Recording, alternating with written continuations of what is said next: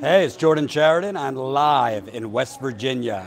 My first time ever in West Virginia. We're covering the Democratic primary. Paula Jean Swearengen, she is a Justice Democrat candidate. She is trying to unseat Democratic Senator Joe Manchin. I say Democrat Joe Manchin, because he's not exactly the most progressive Democrat in the Senate.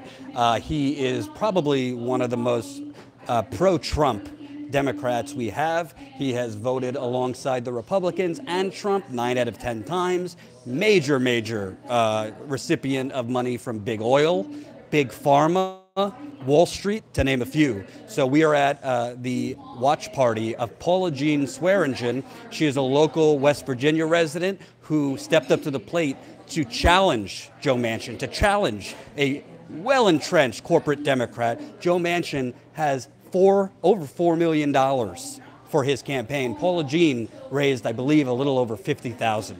The polls have closed in West Virginia. We don't know if she won. We don't know if she lost. Either way, win or lose, we're going to be here tonight. We're going to speak with Paula Jean Swearengen, speak with her supporters, speak with her volunteers, share this video, get it out to more people. YouTube isn't doing us any favors as far as people actually knowing when we're live and those kinds of things, but we thought it was important to get out in the field and cover this. Unfortunately, if you watch CNN, MSNBC today, or if you read the New York Times, they didn't even mention that Joe Manchin had a Democratic primary challenger. They just talked as if, well, tonight we'll find out which Republican is going to challenge Joe Manchin in November. That's not news. News outlets are supposed to inform their audience, and the information is Paula Jean Swearengen is primarying Joe Manchin, and we'll find out tonight what the results were, whether she won, whether she lost. If she lost, how close was it? She has gone all over the state of West Virginia. She is the daughter of a coal miner. She has experienced firsthand, her family, the results, illnesses brought by the coal mining industry. She has a really inspiring story. Again, she's a Justice Democrat candidate, so we will be here most of the night. We're going to go over right now and show you some of the speeches that are going on. Paula Jean Swearengen will be speaking too. And by the way, just to keep it real, they do have my old stomping grounds, the Young Turks, on a major, what do they call that, projector. So I'm cool with it, but the Young Turks is playing, that's fine. But we're going to be here telling everybody the story of Paula Jean Swearengen. We're going to talk to her supporters and all that. And obviously in the description, if you want to support my reporting in the field, patreon.com/Jordan Sheridan Reports. Or if you can't do a monthly subscription, you can contribute at paypal.me/Jordan Sheridan. Let's check out the speakers. Here we go. We're at a bar.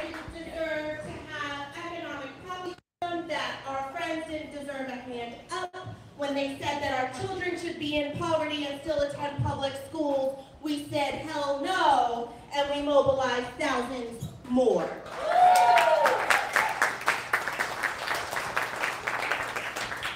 And that's why I say to you today, very definitively, when they tell you that West Virginia is a red state, when they tell you that we're conservative, when they tell you that we don't care about our fellow man, we tell them no. Hell no. Because if they haven't learned yet, you want to be like Best Virginia. See, we started a movement here in our mountains and our hills, and now we have teachers mobilizing in Kentucky. We have teachers mobilizing in Oklahoma. We have teachers mobilizing from coast to coast because they know they deserve better. We deserve better.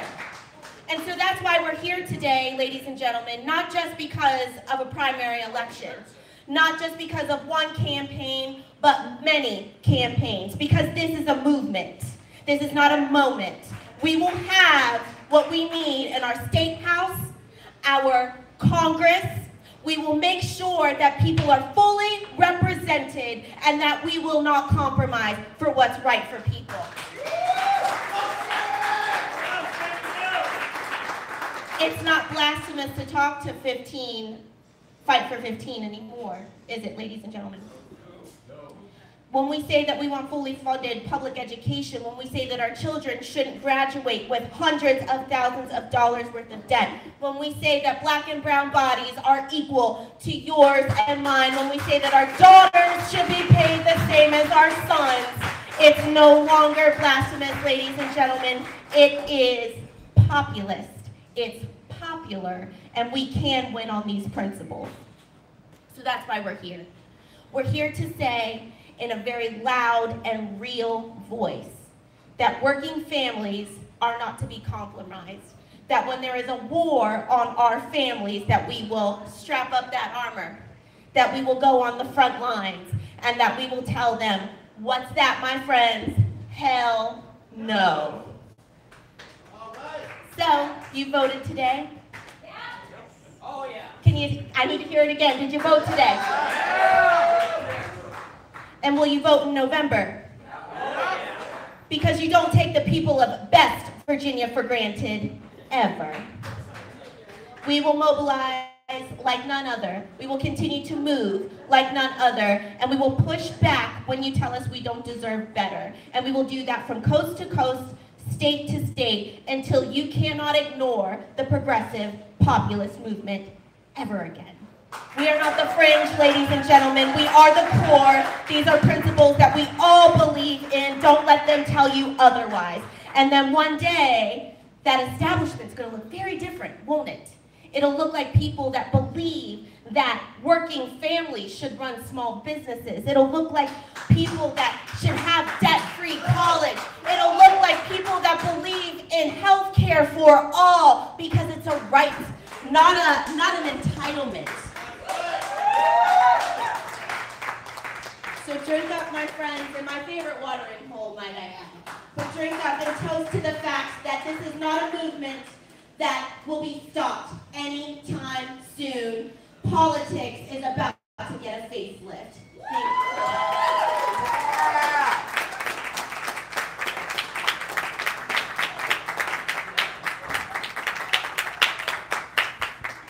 Boy, she's some speaker, isn't she? Yeah!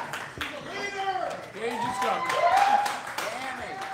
I would like to take a moment before we move on to our next speaker to thank Todd, the owner of Town Run Tap House and Brewery, for so kindly allowing us to host this very rowdy event here. So we have heard from student activists, we have heard from millennials turned into public servants, we have heard from progressive darlings fighting for you and me right here in this election today. Listen to some community leaders. I'd like to introduce a real community leader from right here in the Eastern Panhandle. He's a believer in change. He fights every day to make a difference. He's the president of the Eastern Panhandle Recovery Coaches Association. He's a leader right here in our community. He's well respected. And he's here to talk about how he learned about the word redneck and how it happened and just what it really means in West Virginia's history. So I'd like to introduce the great speaker from over in Martinsburg, the one, the only, Reverend James Boyd.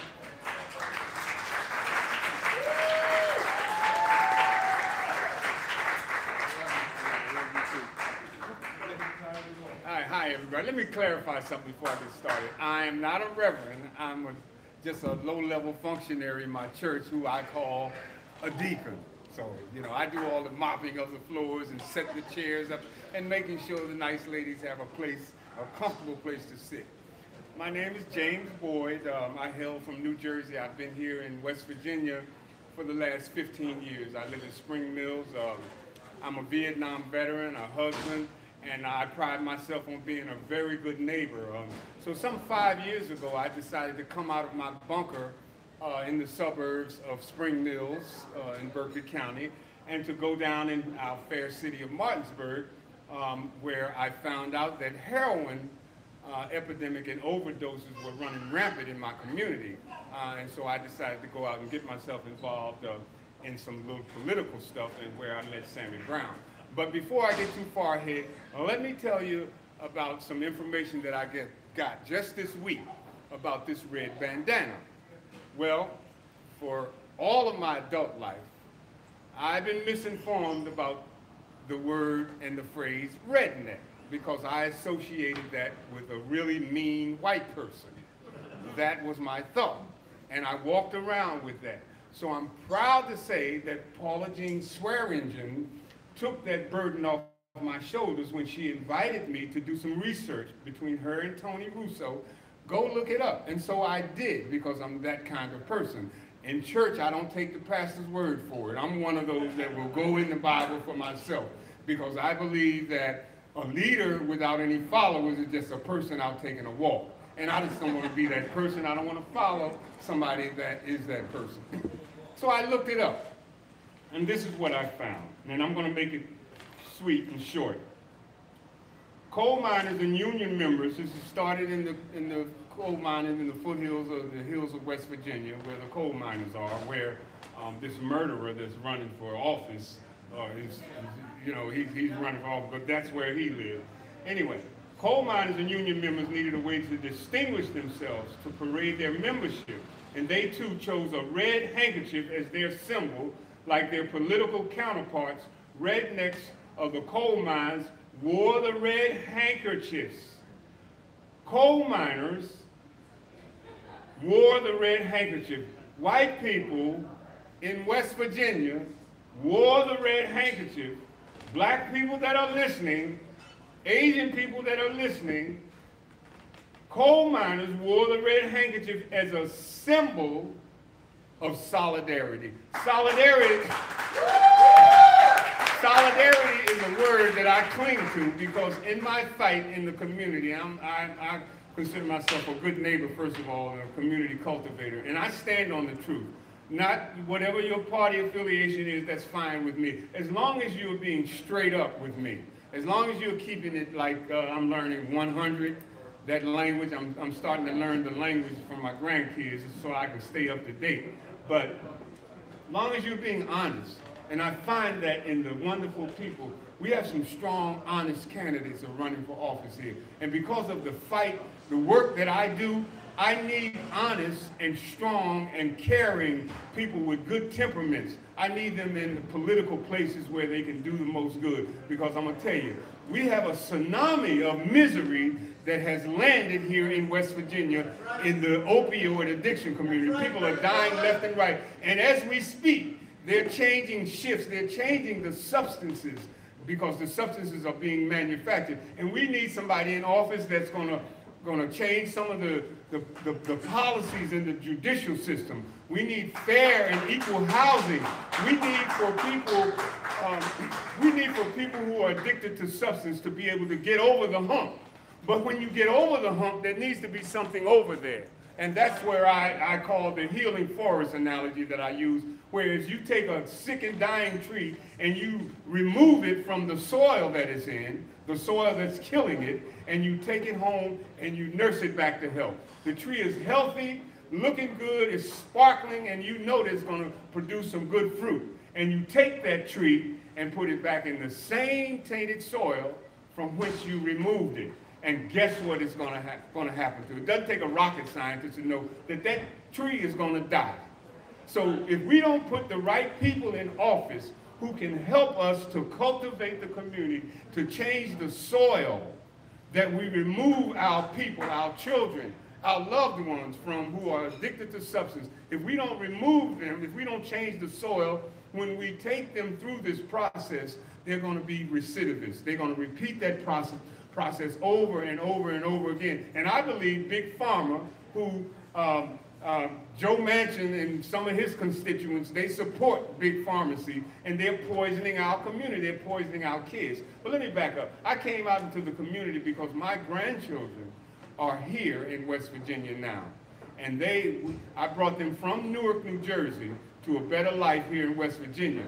But guess what? I ran right smack dab into the face of heroin addiction in our communities. And I believe that if we don't change the soil, if we don't get the right people in office, if we don't get the caring people that we need, then our children are going to fall by the wayside. You know, I fight this fight. Heroin addiction is affecting all of our communities, young and old alike.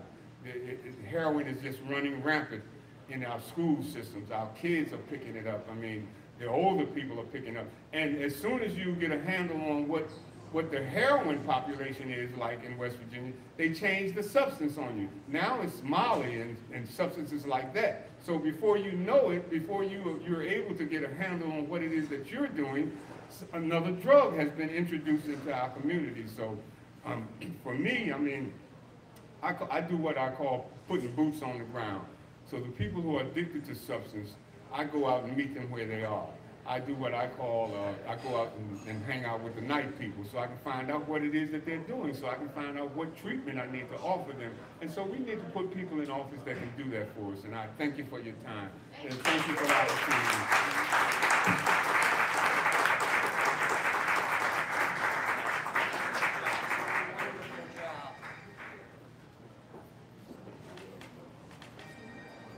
Isn't it funny about all these people you meet in your community and how you never knew they were even there working for the problems that we all have?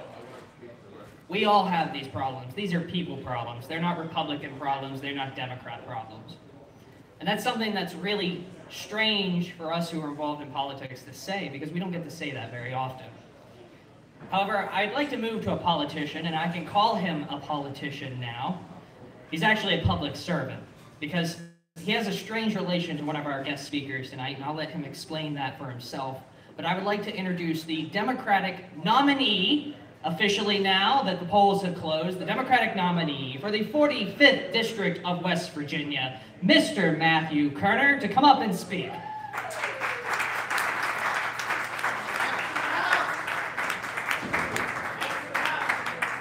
Congratulations, Matt, from all of us here at Town Run. Yeah, Matt! Yeah, Matt! Woo!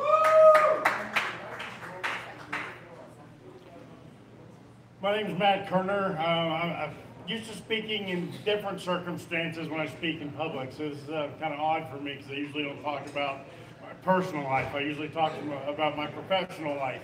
And I get to come out here and tell people that I am the Executive Director of Opportunity House, which is a recovery community organization in Buchanan, West Virginia. We have 3 residential facilities and a recovery center that helps anybody in our community, whether or not they need housing, with addiction recovery support services. But before I really get into that, then my motivation for running, as was alluded to, this has been a really strange year for me. And because as bad as an idea it was to get involved in a new relationship while we were both running first-time campaigns, I have started dating Paula Jean Swearengen.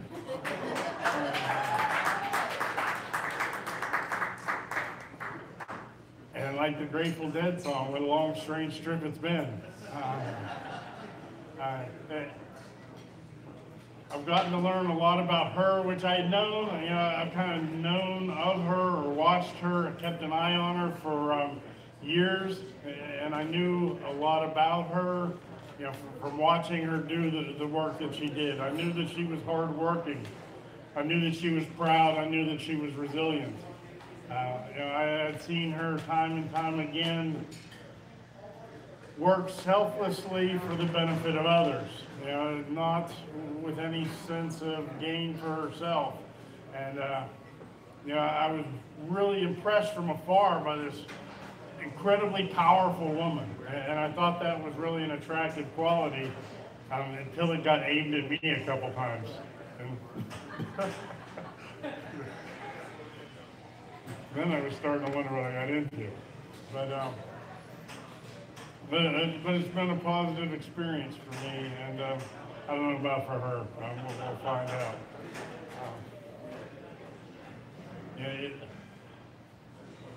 she continues to impress me with how principled she is, and again, how hardworking, how committed she has been to winning this race, not for herself, but for the people in West Virginia. I have seen her, you know, cry when friends and neighbors and relatives, you know, passed away over the past year from what, you know, could very well be environmentally related cancers. And so I knew before, but I know without a doubt now that everything she's done has been genuine, and it's been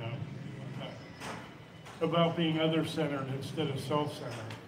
And as a, which is kind of what I do at work, or we try to teach people to operate in that way. So it's kind of weird for me to run into somebody who's like that on her own and naturally. But I'll jump back to the reason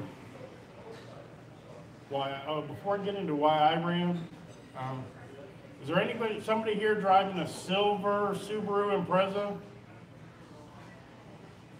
Because if it's your car, I've got good news and bad news. The bad news is it was vandalized, and but the good news is I think that Philadelphia Flyers sticker will come right off.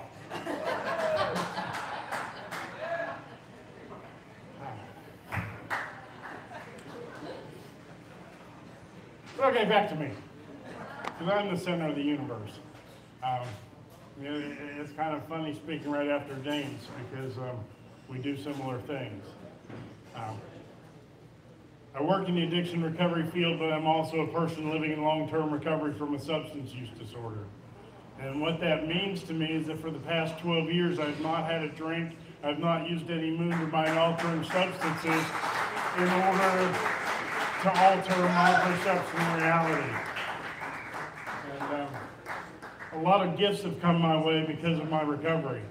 And I don't credit myself with my recovery. My recovery is absolutely the result of the grace of God and people who came before me in recovery and cared enough to stick around and show other people what the path to follow was. I think I just confused myself. So, anyways, working in that field for the past decade, I saw repeating patterns that it just didn't make sense. Why do we keep doing this? Why are we doing this? James mentioned we send people to 28-day treatment programs and we send them right back where they came from. And right now, I think the current cost of that's about $40,000 a pop. We know it's got a 90% failure rate. And we know that nobody, if you went to the doctor and the doctor said, well, we'd like to do this operation on you and you got a 10% chance of surviving, nobody would sign up for that. But we keep wasting money and resources on ineffective programs. I started to wonder why we kept doing that when we know better. And we know that if we can take somebody from treatment and into a long-term recovery program, we greatly increase their odds of survival. But we don't have near enough capacity for that in this state. We're all familiar with the stories of millions and millions of pills showing up in small towns, especially in the southern coal fields. And we have a prescription drug database in this state, and it tracks every controlled substance that goes from a pharmacy to an individual. But it doesn't track controlled substances coming into the state. And I'm sure if anybody here runs a business, you track your inventory from the time you get it until the time you get it. And for some reason, we don't do that. And it's hard for me to believe that we don't do that because we didn't know better or because we couldn't figure it out. And the more and more I tried to pull the curtain back in the Wizard of Oz thing. I'm looking behind the curtain to see who's pulling the levers. And the more obvious it was that those weren't oversights, those weren't mistakes, that was corruption. And I really started looking hard at it. I started looking at our Attorney General, Patrick Morrissey, also running for the United States Senate. Just as one example of how corruption works in his office, the year before he took office, he made about $500,000, or his firm did, from one company, Cardinal Health. Cardinal Health is a prescription drug wholesaler. We saw a tractor trailer from Cardinal Health going down the road today while we were flying signs. And all I could think is, holy crap, there's a whole truckload of pills. But he makes $500,000 from Cardinal Health before he takes office. Since he's been in office, his wife, who is also a healthcare lobbyist, her firm has made $2 million from Cardinal Health. He inherited a lawsuit from our previous Attorney General that goes to Jimi Hendrix. So he inherits his lawsuit against Cardinal Health from the previous Attorney General. He settles that lawsuit for $20 million and comes back to us like he's really accomplished something. Look at this, I got $20 million that we can spend on new treatment centers. First of all, Cardinal Health is a $130 billion a year company. So $20 million to them is an hour and 15 minutes of their revenue stream. It was the cost of doing business to them. That didn't hurt them at all. And then the state took that $20 million and we put it back out as an opportunity to apply for grants for new treatment centers. However, as I sat down and I'm reading this grant, because I'm going to apply for one of these new treatment centers, I realized, You're a little shallow. how about now?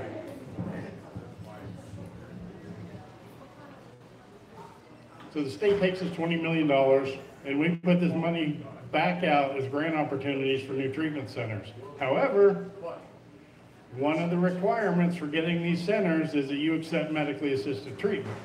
And I'm not here to beat up medically assisted treatment, which is Suboxone, Subutex, Methadone, because it's a valid pathway for recovery. It probably shouldn't be the pathway for recovery. But one of the requirements to get these grants was you had to accept that. So what we've done is we took $20 million from Big Pharma and we're going to give it right back to them by buying more drugs to counteract the result of the last drugs they sold us. And none of that stuff is happening by accident. It's all intentional. And it's all because we have a bunch of politicians who are funded by Big Pharma. The pharmaceutical lobbyists outnumber legislators in Charleston every year. And, something different's got to happen.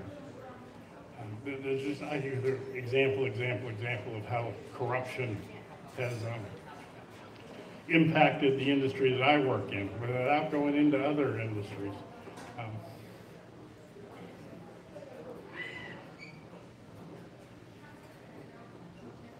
Lost myself again.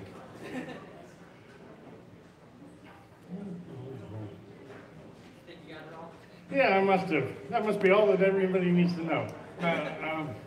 But anyways, that was why I decided to run. Paula, who again I've known for a while, has very similar, or identical philosophies about this. She spent a lot of time with me at Opportunity House, learning about what works and what doesn't work in recovery.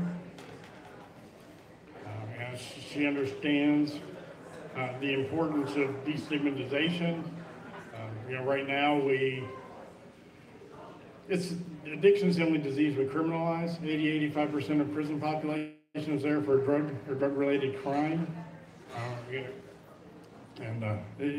just needs to stop. We need better policies because it's perfectly possible for us to get better results with less money. We're just intentionally wasting money to give it to Big Pharma. And, Paula is somebody who will help stop that on the federal level. And I think I've blabbered long enough. Thank you.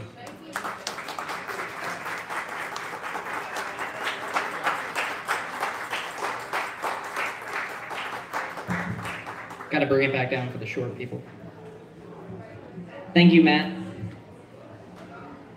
Well, if we've learned anything, it's that politics is made of people. That polished candidate that you see might not be the one that's actually representing you. Matt being a good example of that.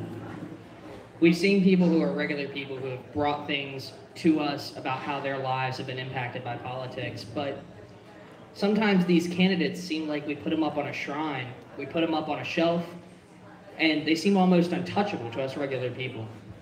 And I've got someone here who I would like to talk about just how that isn't true with Paula Jean Swearengen and the whole reason we're here tonight. So, with one more thanks to brand new Congress, I would like to introduce Zaina Day to talk about how her and Paula met and what it means for her that Paula is fighting to continue the dream that is progressive politics in West Virginia. Hey, it's Jordan. I'm live in West Virginia. We're showing you the speakers. Paula Jean Swearengen will be speaking shortly. Here we go. Hey guys. As Max said, I am with Brand New Congress, and I met Paula Jean a little over a year ago. So the founders of Brand New Congress had this crazy idea that we were going to remake Congress, right? So we were going to run hundreds of candidates all across the country, regular working folks who refuse corporate PAC dollars, none of this corruption nonsense, people that are teachers, doctors, scientists, waitresses, coal miners. We wanted to run everyone. We wanted people with a gamut of experiences to be able to sit down at the table and come up with real solutions. People that have lived through the problems that you and I face every single day. So I met Paula Jean a year ago. We found Paula online. We had received some nominations for her from West Virginia. We received more than 9,000 nominations at Brand New Congress as a whole for candidates across the country. So we went through a screening process, we talked to folks, and we got to know amazing activists from everywhere. We were sent a video of Paula Jean where she stood up to Manchin and she asked him, she's like, don't we deserve clean water? Doesn't everyone in West Virginia deserve a safe work environment? And he told her that he would have to agree to disagree. We knew that it took a lot of what we call gumption to stand up and talk truth to power. Now for me, we have 28 candidates running in 17 states, and they're all amazing, and they all mean something to us at Brand New Congress, and they're all doing amazing things. But Paula has a special place in my heart, and I'll tell you why. I am from southeastern Kentucky. I grew up close to the coal mines. There's a coal temple probably about 8 miles from my house. They took coal from my mama's property. It actually ended up polluting our well there at the house. I understood what it was like to play in the holler, to smell the trees, to go down in the creek and catch crawdads, and to snap beans on the porch with my mama. And I was taught growing up that you work hard, right? And that it doesn't matter if you're digging ditches or you're an astronaut, ain't nobody better than anybody else. And that's what I was taught. And I was also taught that if you work hard, as long as you work hard, you're going to have good things in your life. It's going to come to you, and all it takes is hard work. Well, I'm proud of the work that I did 15 years in the restaurant industry before I went back to college to become a journalist. I learned so many things in that trade. And people used to tell me, they'd say, oh, yeah, Kentuckians are uneducated because people that didn't go to college, or blue-collar workers, as if that's something negative. But I tell you what, I've sat down and talked to truckers that know better policy than representatives I've sat down and talked to as a journalist. I'm so tired of this narrative. And you know what? At Brand New Congress, we're trying to change that. And Paula Jean is the epitome of this. Paula Jean is educated about policy. Paula Jean knows what's happening. And you know what? She's lived our problems.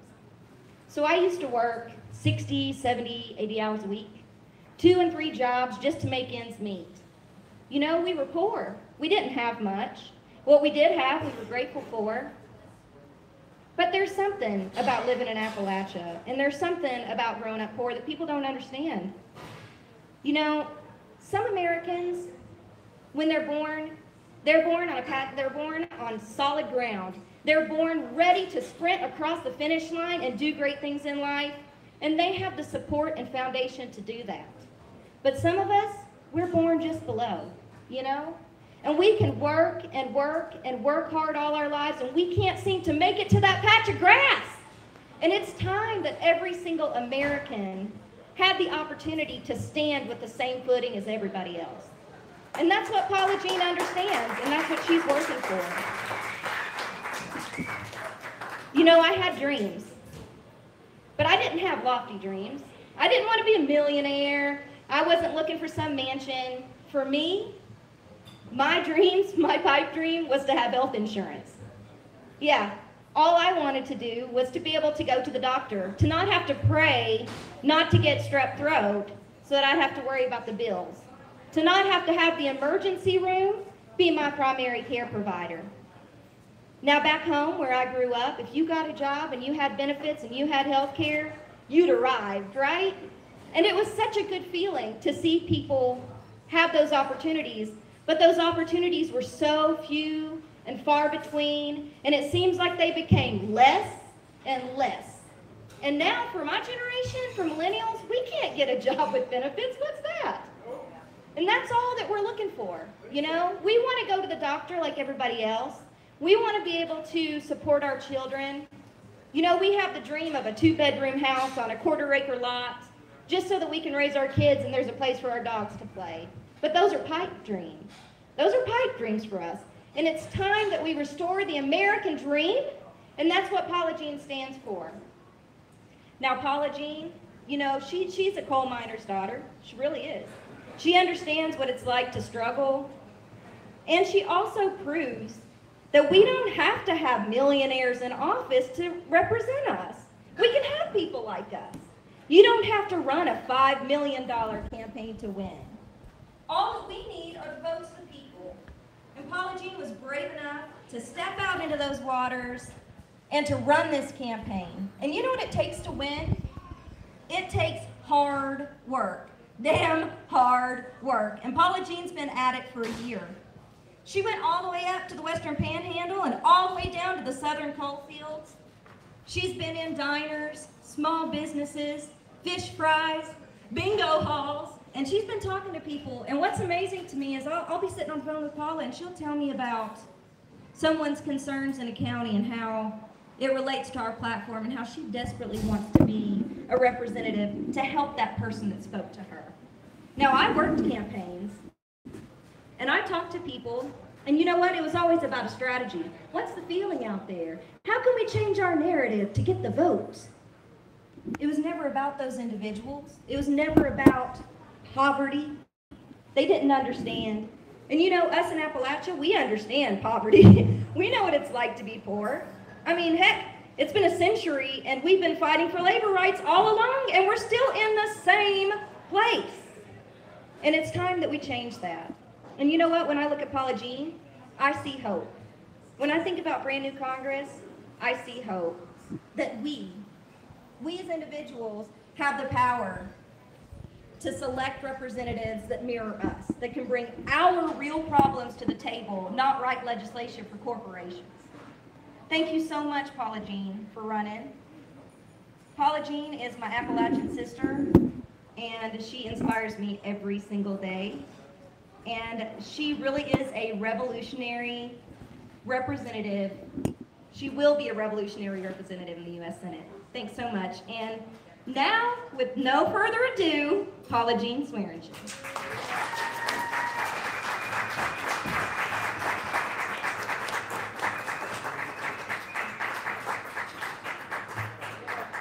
Whew, what a year. Everybody's been asking me all night, now what, Paula Jean? Are you nervous? No, I want a nap. It's been an amazing and great year. Outside we have the signs, the Redneck Revolution Tour. James Boyd talked about that a bit, but people were like, you're going to commit political suicide if you do this. I wanted to go from the Eastern Panhandle to the Northern Panhandle to the central part of the state and end up in the coal fields, and I wanted to end my campaign, not like a polished politician, but I ended my campaign back here in the Eastern Panhandle. But right before I came here, we went to the Blair, at Blair Mountain, where our ancestors was, and we honored our ancestors to end out this campaign, because we've seen what's happening right across this state, right? We've seen an uprising this year. And it was time to honor our ancestors. And no matter what happens tonight, we have come out of the belly of the beast kicking and screaming, and they may knock us down, but we're going to get back up.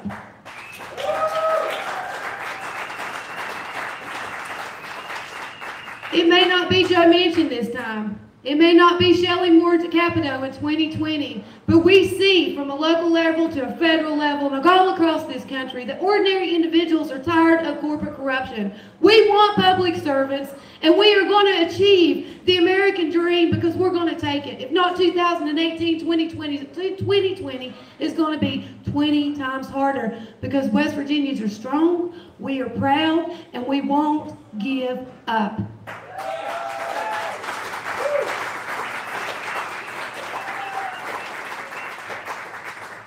If Joe Manchin wins tonight, we're going to hold him accountable.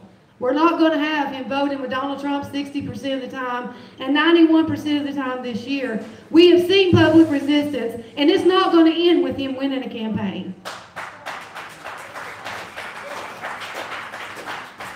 I want to thank all of you for coming out tonight. I want to thank Brand New Congress, Justice Democrats, the people for Bernie, Tony Russo, Brandy Miller, Walt Sarkees, Nikki, Mac, everybody. I mean, we've had so many amazing people work on this campaign.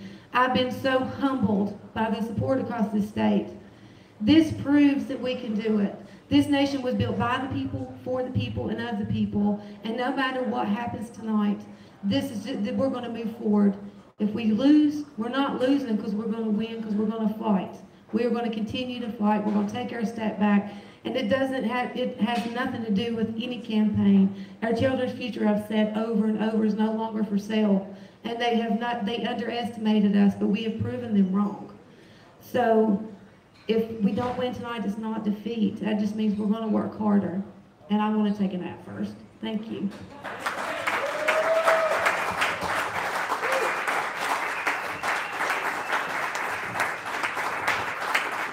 So one more time, I'd like to thank Todd of Town Run. I would like to thank our candidates that showed up tonight, Aaron Hackett, Sammy Brown, and Paula Jean Swearengen for putting on this wonderful event. Guys, there is complimentary food at the campaign. We're going to sit here for a little while longer. We're going to see what happens. Have a nice party, get some food, and we'll come back to you in a little bit. Let's party, guys. And one more thing before I go. Head over. You mind if we head over into the light over there? We're good. Yeah. So we're going to go interview Paula Jean right now.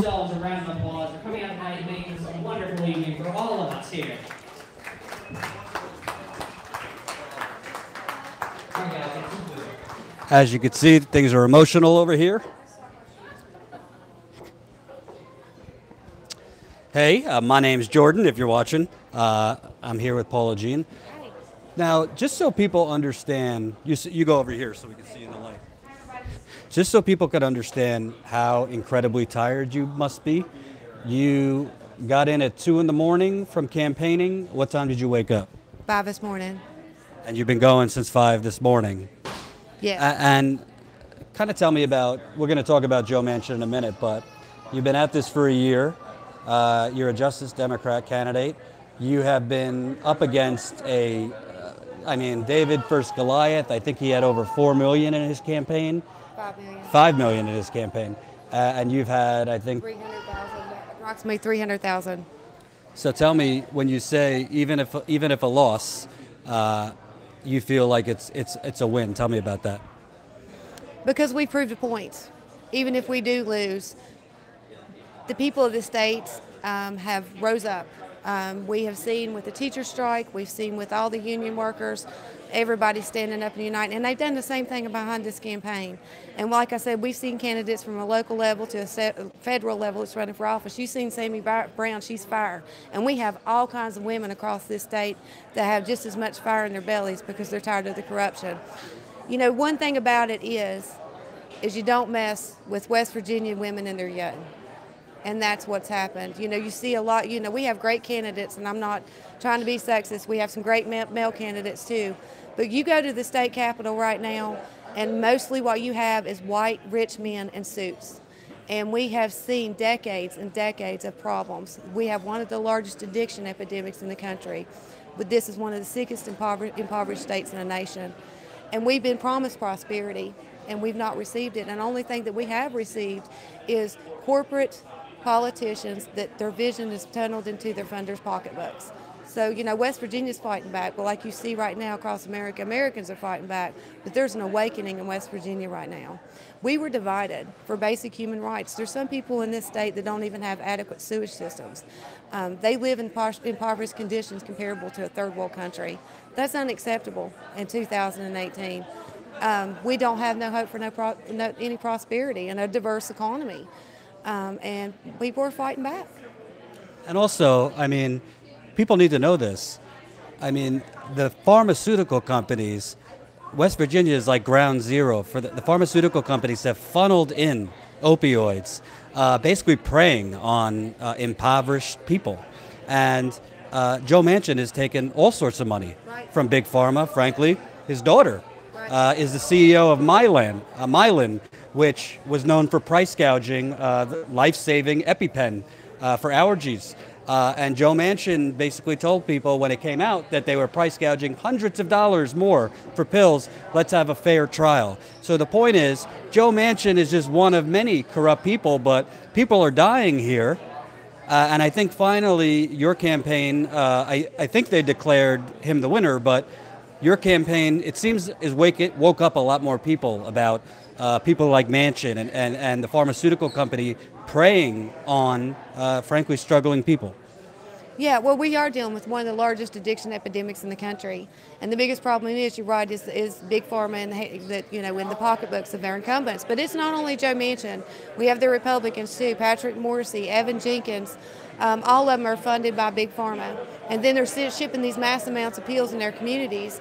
And you've heard from leaders tonight in long-term peer recovery systems. They're putting the money back into drug replacement therapies, which are a vital part of the broad picture of recovery, but they're not putting the money into these long-term recovery systems. There's not enough beds. There's no help for people that are suffering from addiction here. It's like they're profiting off people's demise. Not only, like I said, with the industry, but the same thing's happening with Big Pharma here in West Virginia. We need federal dollars to go into states like this to battle this addiction epidemic. And those kind of recovery systems, they need medical providers, they need social workers. There's support that we don't need, and there's not a clear path to recovery for people here. Hold on one second, I'm getting a message. The EP just retracted. Oh, really? Oh, great news. The Associated Press just retracted their call of Joe Manchin as the winner here. So it's not over, as it seems. And what's so interesting, I'm sure you can comment on that. Literally, the corporate media all day, and pretty much this whole campaign, did not even report that Joe Manchin had a Democratic primary challenger. I watched CNN today because I like to torture myself. They were just reporting it as who's going to win on the Republican side to take on Joe Manchin. Well, how is that news?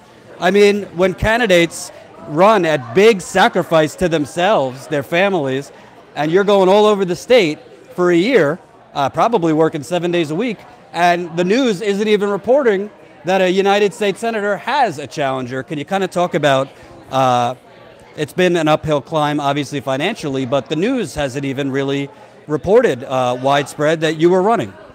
We paid, the people paid for my name to be on the ballot. The Democratic Party in this state has shown a lot of biases this year. There's been a lot of biases with the media, and that's part of the corruption in this country, and especially in this state, that the Democratic Party is beholden to corporate incumbents like Joe Manchin, and they don't give ordinary people a fair shake. Does that mean we're going to quit? No. But even with the media, there's a man sitting over there in a wheelchair that gave this campaign $2,700. Little old ladies missed meals and gave $5 to campaigns like this because they want hope for themselves, and they want, they want something different, and they want to be able to live, and they want to be able to prosper. And it's a shame that these corporations and these media outlets will not even. This was a viable campaign. We had people working all over this state. And if we would have had a little name recognition in the media as well, we would have gained a lot of ground, because that was the biggest challenge. I didn't go anywhere. The only resistance that I received was establishment Democrats. I had Republicans change their party affiliation so they could vote for me, because West Virginia wants ordinary people. They want an ordinary person to serve them. They want a working class person to serve them. But they've been very strategic to try to inhibit my campaign, just like Joe Manchin when he was beat by Charlotte Pritt in the governor's race in 1992. When he won, he lost to her. The Democratic Party treated her the same way. The media treated her the same way. And he actually campaigned for a Republican when he lost to her. So it's a really corrupted system. But this campaign has shown, even if we win or lose tonight, we have shown that we're gaining ground. And if we do lose, like I said, we're coming back. We're coming back kicking and screaming. And I'm just a small piece of a big puzzle. And West Virginians are tired, and they think they've won, but we will not give up. And I want to ask you, I've been covering the past few days. There's a protest where a mother and a daughter had to climb up their trees in Virginia so that they didn't cut down the trees to put in a pipeline. Pipelines are going through the Appalachian Trail. That's in Virginia. We know here there's coal contamination. The water's been contaminated. And it's getting to a point in America where citizens have to actually climb up and protest on their own property. That's not new news. I mean, we had to do it in the coal fields. People begging for clean water. We have to protest for clean water. And what happened in the State House here this year is if 70% of the community allows pipelines to come in, they're allowed to call it co-tenancy. They're allowed to take their people's property against their will. Our most valuable asset in this state is our people. And if these companies are going to be here, just like with the coal industry, they came in, they took our resources and they left. They destroyed our health, our water, our air, and our heritage, and left us with breadcrumbs. And what I've seen across other parts in the state, and like this part of the state with the pipelines and the fracking, they want to do the same thing. They don't want to pay their fair share in severance. They don't want to take care of the people in the communities. The jobs are not local. They bring in mobile workers. So there's no benefit to this state at all. So that's that's our plan B. That's the only thing that they've offered us. No economic diversity whatsoever. You know, we've talked about wind, solar. We could manufacture those here. We have potential for agriculture, agricultural hemp on mountaintop removal sites, biofuel. If we legalize cannabis on a state level, I know it's just I think it's not a matter of if, it's a matter of when it's going to be legalized on a federal level. But if we legalized on a state level, created a model like Colorado, that would get West Virginia out of the hole. Within 6 to 8 months, we would see economic growth. Joe did call me this morning. I called him and wished him good luck. And he did say, you know, no matter what happens, Paula Jean, I hope we can work together. I'm going to hold him to that. I've challenged him not to take corporate and corporate PAC dollars. And if he wants to really be a true public servant for West Virginia, then I hope he does swear off corporate money. And you said something earlier that I think is important, because when I was covering the campaign in 2016, I can't tell you how many Trump supporters at his rallies, I asked them, if not Trump, who would be the second person you'd vote for? I was expecting, Ted Cruz or Ben Carson or one of those. They said Bernie Sanders. So I think what we're seeing is, conservatives are poor too. Conservatives have been screwed too. I think more of them are actually waking up to who's actually screwing them. And when people like you knock on doors, you said north, south, west, east of the state, and you talk to people in their language, people are warming up to people like you. I mean, you were outspent, it seems like 10-1, maybe even more. But you're still, the Associated Press just retracted it. This was not called right away. So I think a lot of progressives who might be disappointed if she does lose, you literally were a no-name a year ago, and you took on in an actual competitive way, somebody who had over $5 million for his campaign, not to mention the Senate leadership PACs funding him. What's your message to progressives if you do lose? Who might be dejected? Well, let's take this back too. We have some of the establishment Democrats that are trying to get Don Blankenship in office because they think he's a weaker candidate to Joe Manchin. Did they not learn anything with Jim Justice? Jim Justice is one of the biggest political coal barons in West Virginia. Joe Manchin recruited him and campaigned for him. And now he's our governor. He was a Republican. 2 months later, he changed his party affiliation to Democrat, and now he's our Republican governor. It's a nightmare to the people in the coal fields if Don Blankenship gets elected in this cycle. And the only person that was viable to beat him as low as Joe was polling would have been me, and that would be justice for the people in the coal fields. Don Blankenship needs his butt kicked by a coal miner's daughter. He didn't kill 29 men, he killed 52.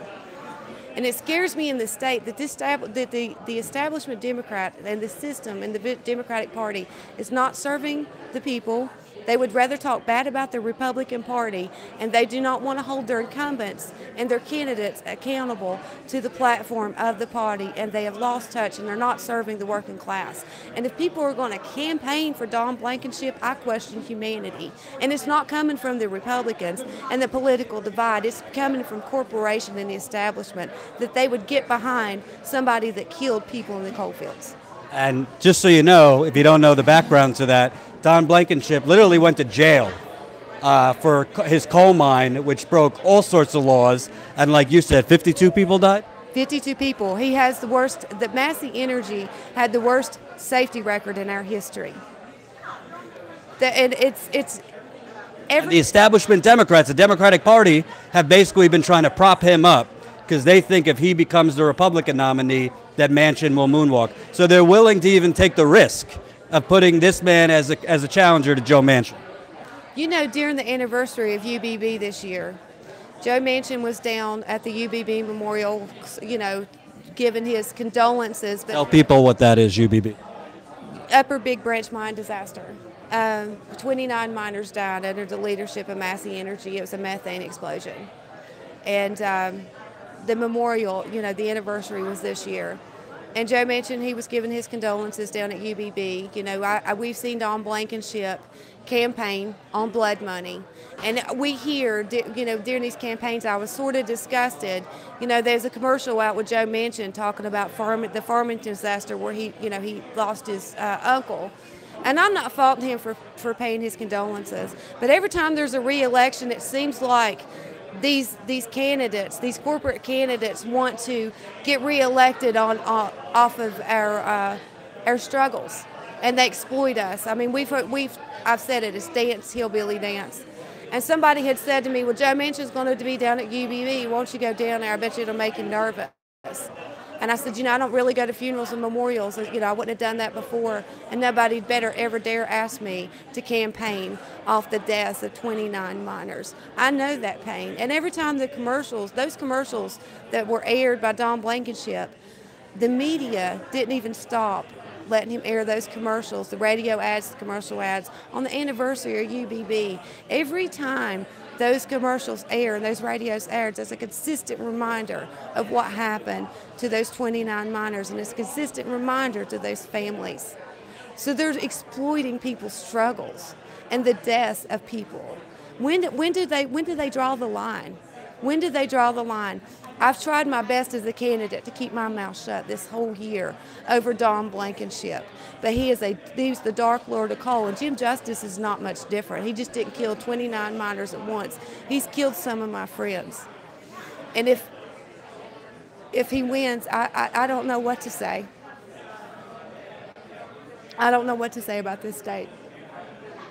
And, you know, I think it's important to really make sure everyone understands, yes, Trump is awful, right? The Republicans are awful.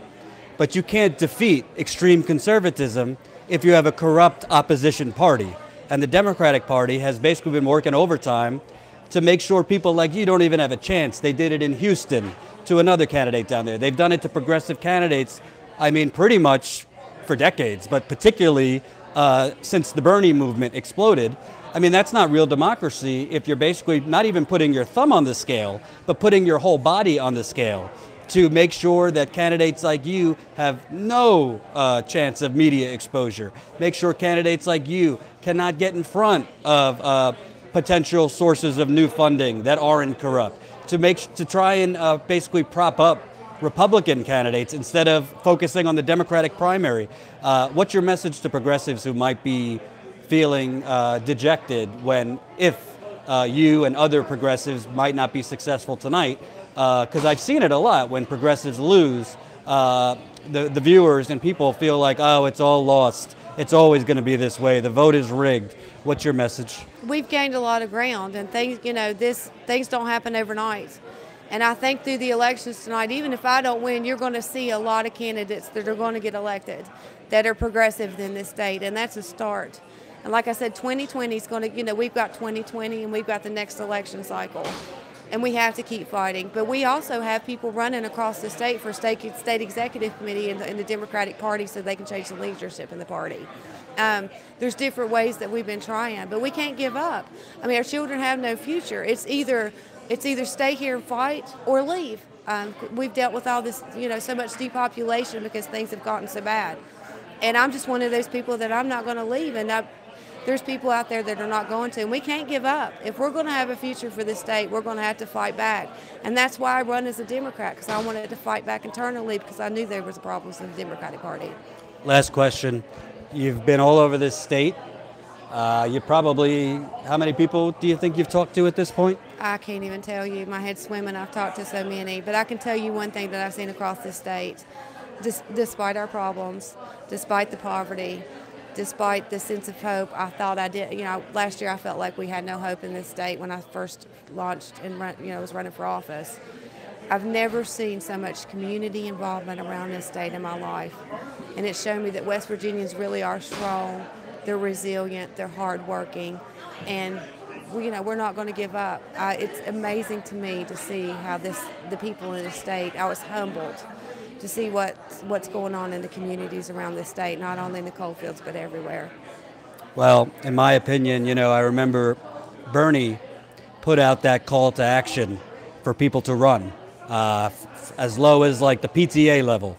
And I think, as a journalist, journalism's a hard job, but running for office is very hard, especially when you're up against a Goliath like an establishment corrupt party. So I think it's very admirable what you've done. And I also think your story, we didn't even get to it. You're the daughter of a coal mining family. You've had illness in your family from the coal. I mean, your life has been an uphill battle. So I think you're kind of, to me, and I hope the audience, a symbol of the corruption didn't come overnight. It's taken a while to develop. Oligarchy does not come overnight, right? So it's not going to happen like that, where you just get rid of them all. The fact is Bernie Sanders, he wasn't known at first, and he literally won 22 states. Frankly, I think he won more than 22 states. He won all 55 counties here.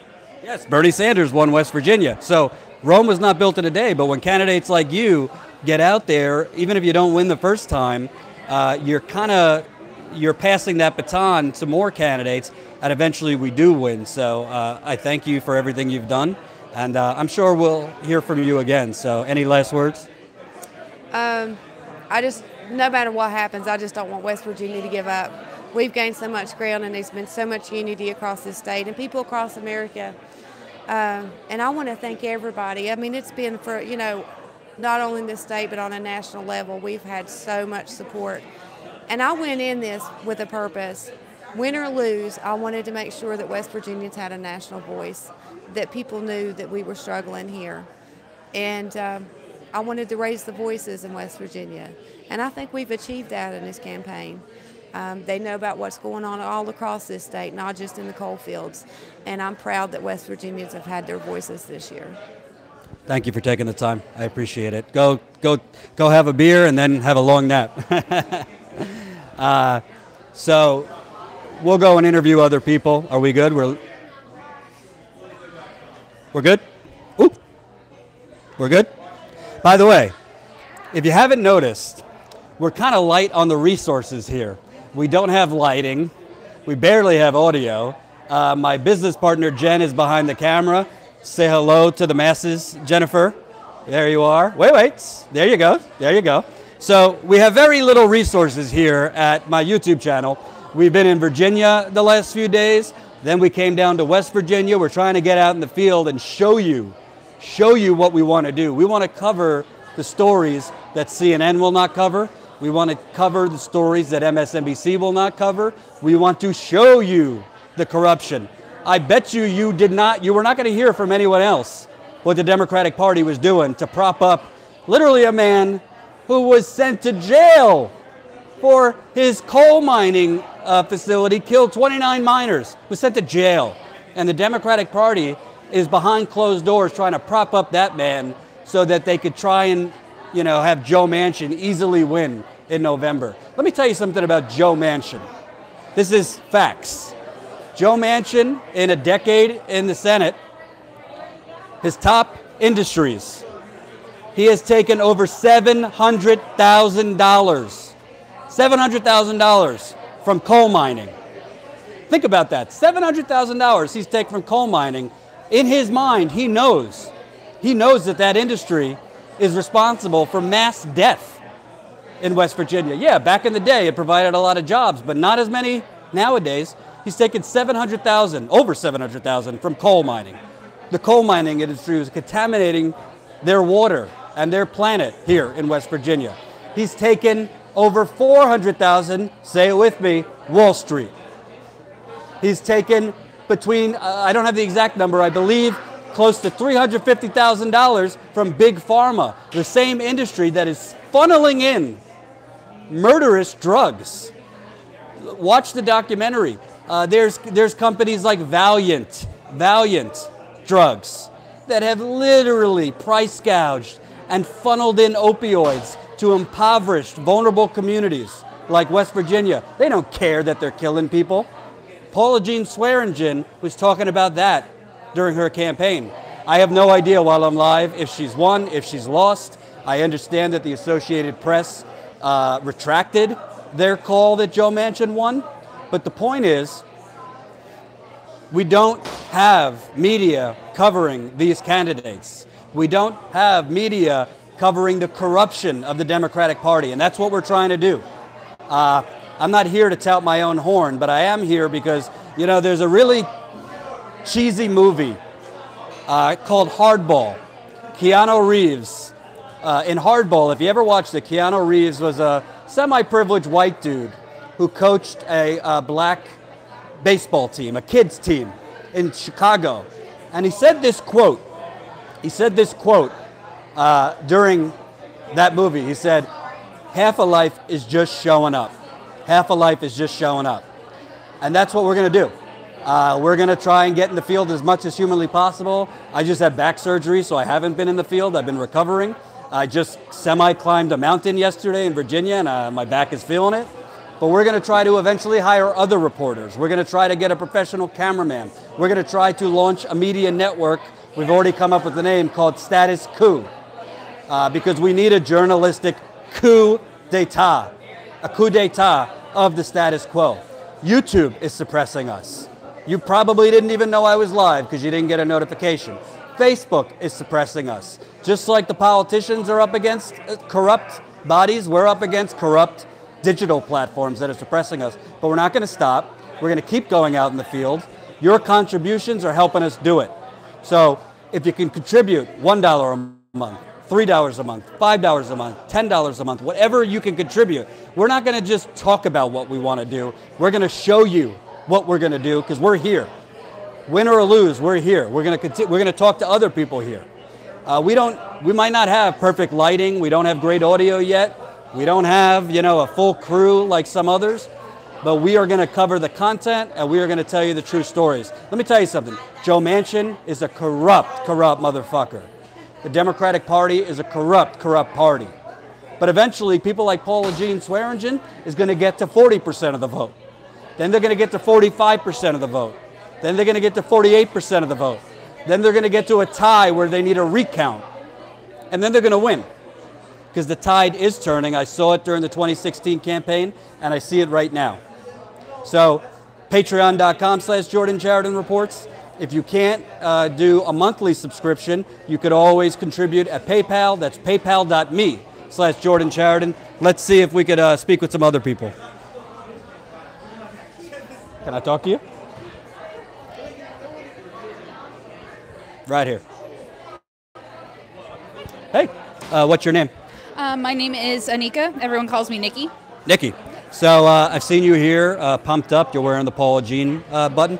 Talk to me just about this whole campaign. I don't know if you volunteered for Paula.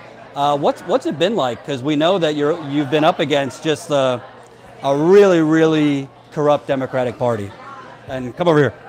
That's definitely true. I've been helping Paula with her graphics.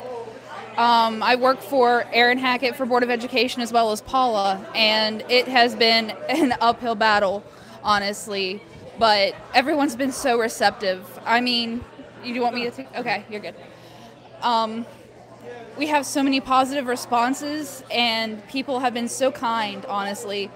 And it's just been so crazy, but so worth it. I'm really glad that we got to actually hear real people with real stories rather than secondhand stories and the way Joe Manchin gets his information. So, and it's interesting to me, like even if she wins, she loses, I mean, more and more people seem to be waking up. Like, I know viewers want a win like now, but she's talking to Republicans who are changing their party affiliation to vote for her. Can you kind of talk about what you've seen in terms of people being receptive to a progressive's message? Paula has really tried to connect with everyone, regardless of their party line, and they're responding, and it's great.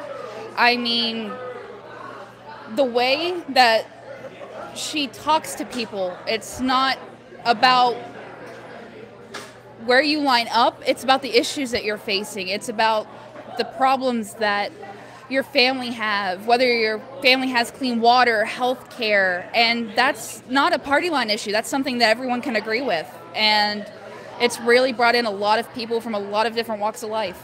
And for you personally, talk about what you're struggling with in West Virginia. We know about the opioids, joblessness. Talk about your personal experience. What kind of issues affect your life?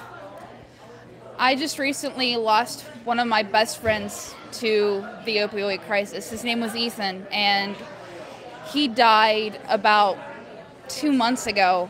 He was from Kaiser, West Virginia. They recently had a memorial. It was a opioid workshop that was hosted by Patrick Morrissey, and it was not what a lot of people expected, and it's not something that's going to go away overnight. I mean, people really have to care about this issue, and they have to address it that way. And clean water, also, my neighbor doesn't have clean water. She had to go to the newspaper because no one would listen to her because she literally could not drink her water. And cancer, I live about 5 miles away from a coal power plant, and every other house has cancer, and it's ridiculous. The fatality rates that are among these areas of low income and just everything put together, it's just really bad for West Virginia. West Virginia can do better than this. And I just want to remind you, she just said everyone on that block who lives near that coal plant has cancer. Joe Manchin has taken over $700,000 from the coal mining industry in his Senate career. Over $700,000 when he knows what she just said. He knows people are dying. So whether he wins tonight, whether he won tonight or not, people are waking up. I am seeing it. She is seeing it. And talk to me just personally about, you know, we look at West Virginia, we look at Indiana, that the primary is tonight, they have opioids, but it's part of the opioid addiction is people are desperate because they don't have jobs, or they're working 3 jobs, or they don't have health insurance.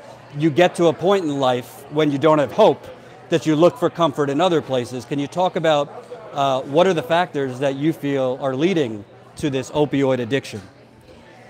It's the fact that in low-income areas, a lot of times there isn't another option.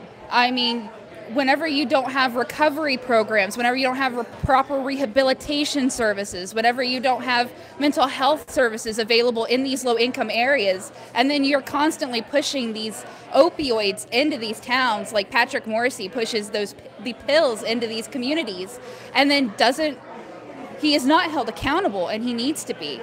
That is one of the main issues that we are having, is that these politicians are not being held accountable regardless of them realizing that there is an issue or not. So, I mean, it's just one of the biggest factors is making sure that people have a livable wage and making sure that they have the proper services. Thank you so much. I appreciate it. Yeah. So there you have it. That's somebody who volunteered for Paula Jean Swearengen. And by the way, whether she wins or loses, quite the buffet here. Look at this bad boy. I haven't even taken any food yet. I'm starving. But what I think is powerful, so like she's talking about literally every single house on a block next to the coal mine has cancer. And that's just acceptable in America, right? The politicians, they know that. They know that. But our politicians, it's kind of become this kind of like sociopathic system we have, where politicians knowingly are allowing people to die of cancer or die of opioid addiction, or die of pretty much things that could be stopped. But the politicians, it's more important for them to stay in office. Joe Manchin, by the way, his daughter is the CEO of Mylan. The CEO of Mylan, which had to settle with the Department of Justice for over $400 million for price gouging life-saving drugs for allergies. I'm not blaming Joe Manchin for what that industry is doing, but you know what? Joe Manchin took $132,000. Joe Manchin took $132,000 from a company that was price gouging EpiPens for allergies. Come on over here. You were kind of like the MC over there. Were you a volunteer for Paula Jean? I work as the Strategic Campaign Resources Manager. Okay. So talk about, into the light, here we go. Kind of talk about it, because it's a lot for, people don't understand what goes into a campaign. It's like a 7 days a week thing, 16 to 18 hours a day. You lose touch with family, friends, relationships. Your health goes to shit. Talk about what the last couple months have been like. Well, it's a lot of what you lose out on is time. What really matters is just putting the work in. I mean, I've been up since 6 a.m. today, and we were planning for a midnight tonight. And I mean, that's an 18-hour day, and it's been like that for a long time, and it'll be like that with every campaign.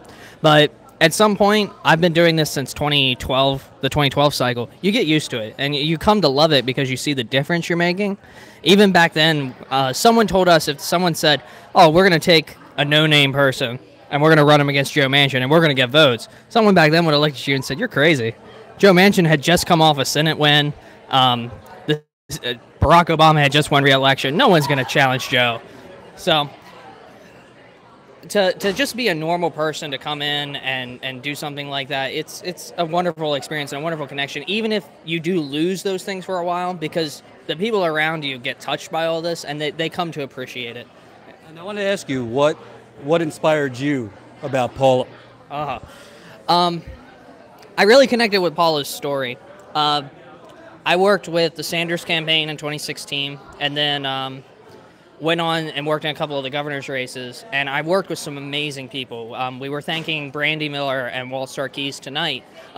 They got started with Paula, and they're like, Mac, you got to come over here. There's something amazing. And now that I'm over here, I really see what that is, because what got me started in politics was a natural disaster.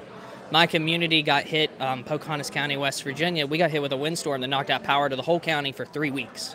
That's insanity. And that was the moment whenever I saw community rise.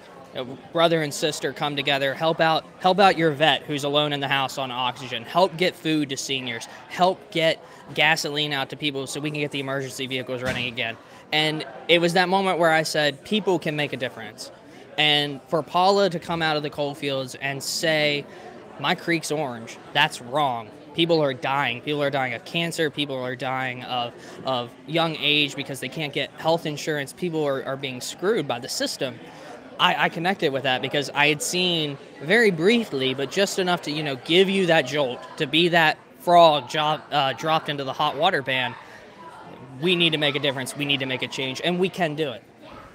And for progressive viewers who tonight, there's other progressive candidates running.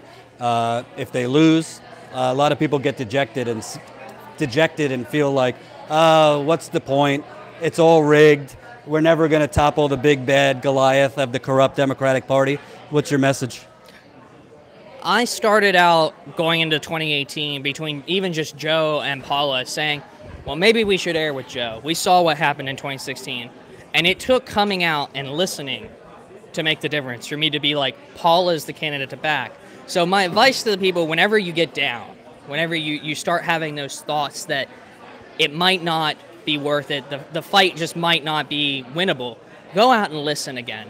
Hear these people preach the things that have put a fire in your soul and let them reignite that flame, because you're going to find candidates that come and go and they're going to say things and it's not going to matter. It's going to be hollow. But when you find that candidate that relights your fire, it doesn't matter how downtrodden, how hard you've lost in the past, you're going to get up and you're going to find that vigor to get up at 6 in the morning, day in and day out, and fight for that person and fight for what's right and to fight for your community. Thanks, man.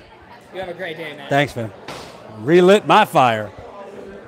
And Let's talk to you're a candidate who won tonight, correct? Yeah, I'm running unopposed, so hopefully I won. Tough match. You won unopposed. You're also, you said, in a relationship with Paula? Yeah, we've been dating for, I don't know, about 9 months now. Okay. I mean, I've known her for several years, and it just, things happened. So, kind of talk to me, because you, I believe, run a program for long-term recovery from addiction. Yes. You were talking earlier about your own long-term recovery with addiction.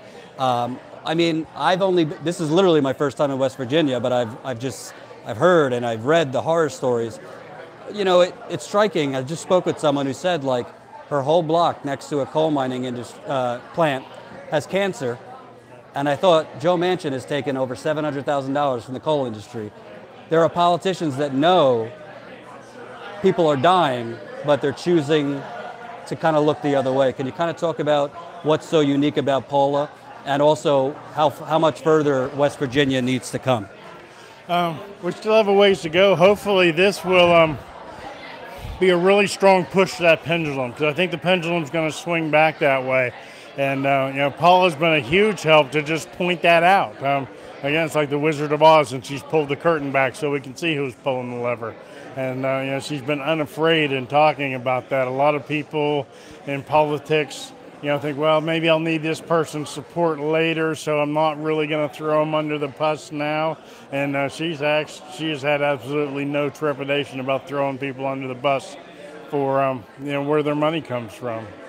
Yeah, she's spent a lot of time with people from Wolfpack talking about overturning Citizens United. You know, I think no matter what happens here tonight, we're looking at least a minimum of 30% for somebody who had an opponent who had 3 decades in office. And over $5 million. Right, and over $5 million to work with.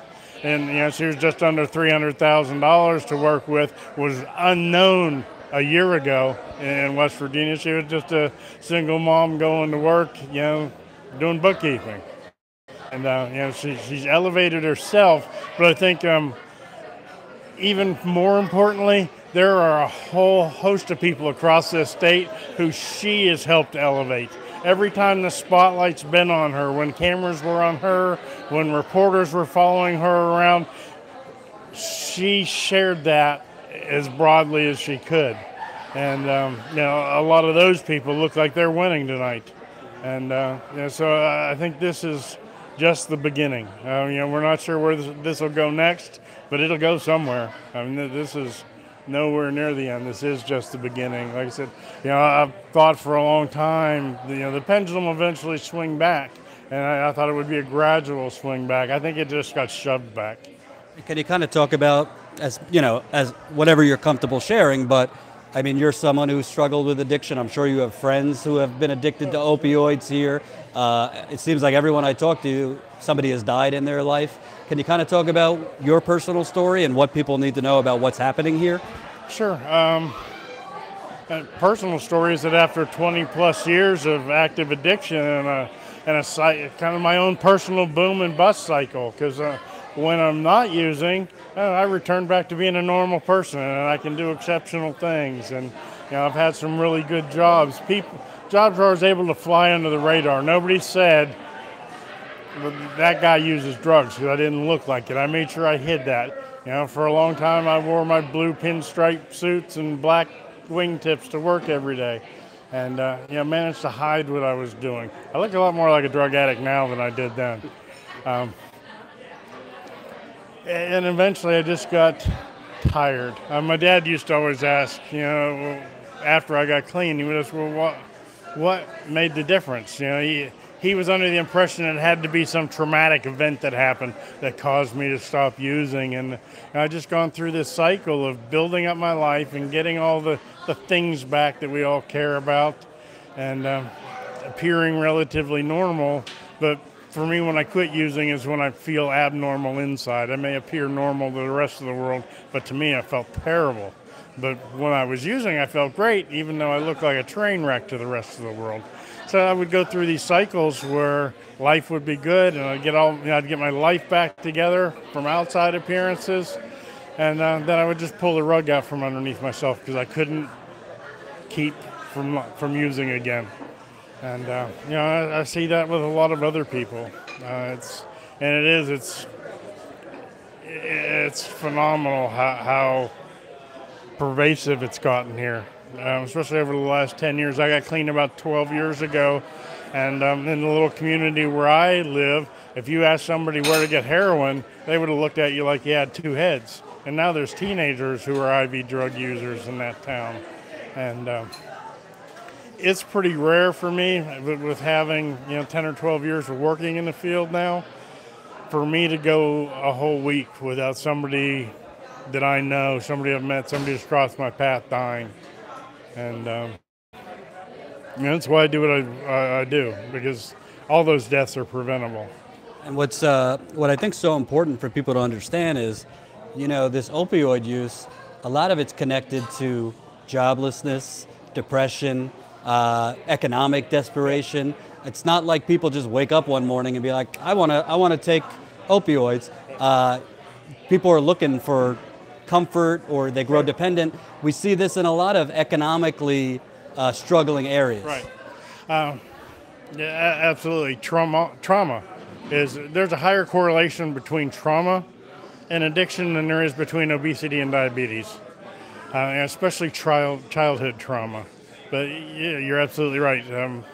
The sense of hopelessness and helplessness and desperation that occurs with a life in poverty creates a lot of emotional trauma, creates a lot of emotional pain, and then people, no matter what their path to using for the first time is, a lot of times it's legitimate prescriptions. There's an injury at work, or that opiates don't just kill physical pain, they kill emotional pain. And all that uncomfortableness and all that, not fitting in, all the feelings that come with, being somebody who had a relatively high-paying job for a while, whether it was in coal mines or gas and oil industry, which is also boom and bust, and then you lose that and you can't take care of your family. That creates a lot of emotional pain for people. And when they find out that opiates takes that away, the cycle's on. And a lot of them don't even realize that that's the cycle they're in. But it is. But I also think that we need to be careful. I think that our use of the term opioid epidemic has been crafted by the pharmaceutical industry, because that's the only drug that we have a pharmaceutical solution for. And as long as we can focus on the opioid problem, we're not going to look at the core problem with this addiction. Because what we really have is an addiction epidemic. Personally, I know in my area that pendulum's swinging, and we're going back away from opiates. We're going back toward meth. And as long as we focus on whatever the drug du jour is, what we're essentially doing is playing a big giant game of whack-a-mole. It's heroin, it's pills, it's meth, it's Xanax, and we're not treating the underlying problem. My last question for you, how long would it take me to grow that badass fucking beard you have? Or goatee, or whatever the hell it is. I've been shaving lately, but I desperately want to grow like a signature thing like that, and I just don't know.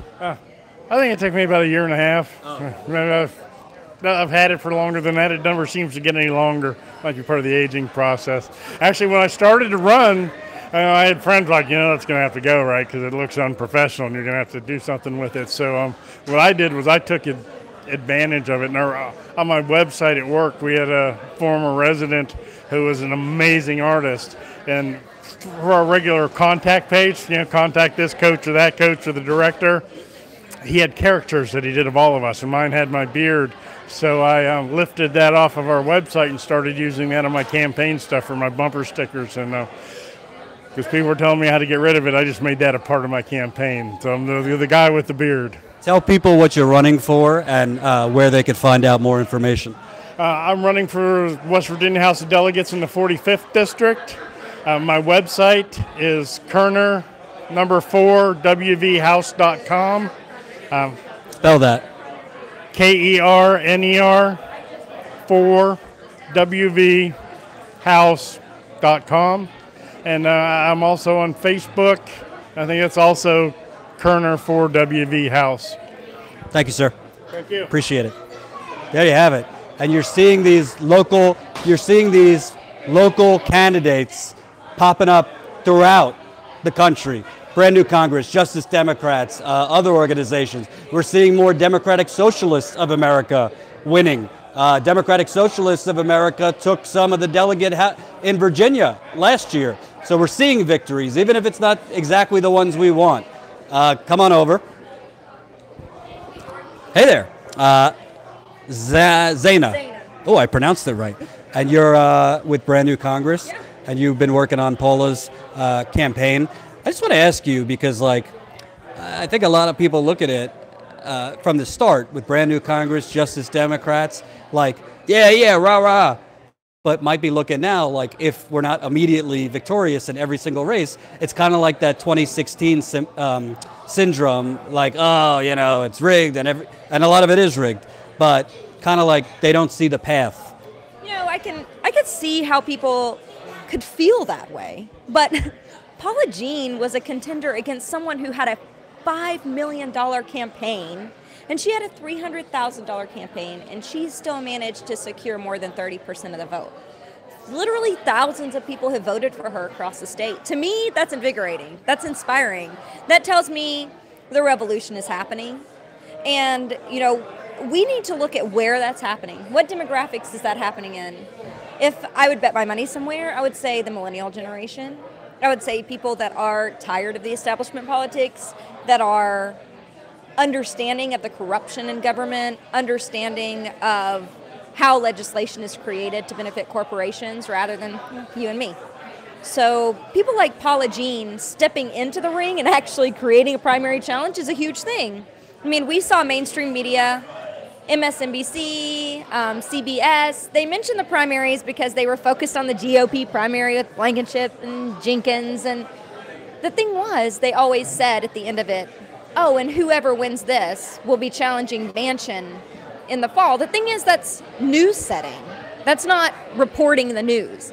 He had a primary challenger. He had a primary challenger that got thousands of votes, 30% of the vote so far. And to me, I think that's significant. And that's important. And to discount those people and those voters as a journalist, I think is ultimately bad reporting.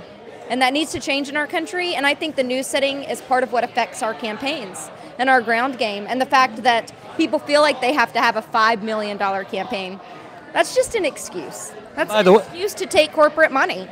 And by the way, remember Eric Cantor? No friend of mine, Eric Cantor? I guarantee you the news was not reporting that he had a primary challenger, I think in 2014, Dave Bragg, who upset him, who defeated Eric Cantor, who is the House Majority Leader. I remember I tweeted about it today, saying, is CNN a news organization? Because they just did a segment basically saying what you said. Oh yeah, whoever wins the GOP primary is going to face Joe Manchin. And you know, another thing about this is they're focused on the pageantry instead of the policy. We have to shift that narrative, and Americans are tired of this. They're tired of this. They want candidates who represent them, and they want to be informed about it. So there has been a little bit of a disservice there. But I tell you what made the difference. It's Paula Jean going from, you know, the northern panhandle all the way down to the southern coal fields, going out to bingo halls, talking to people every day on her campaign for the last year. And that's how she got the vote out. And ultimately, that's how it's going to happen. You know, we have social media. We saw what that did for Bernie. And we're going to see what that's going to do moving into 2020. This is, people can't lose hope. This is a zeitgeist. There's a zeitgeist across our country, this feeling that things need to change for us, especially for millennials.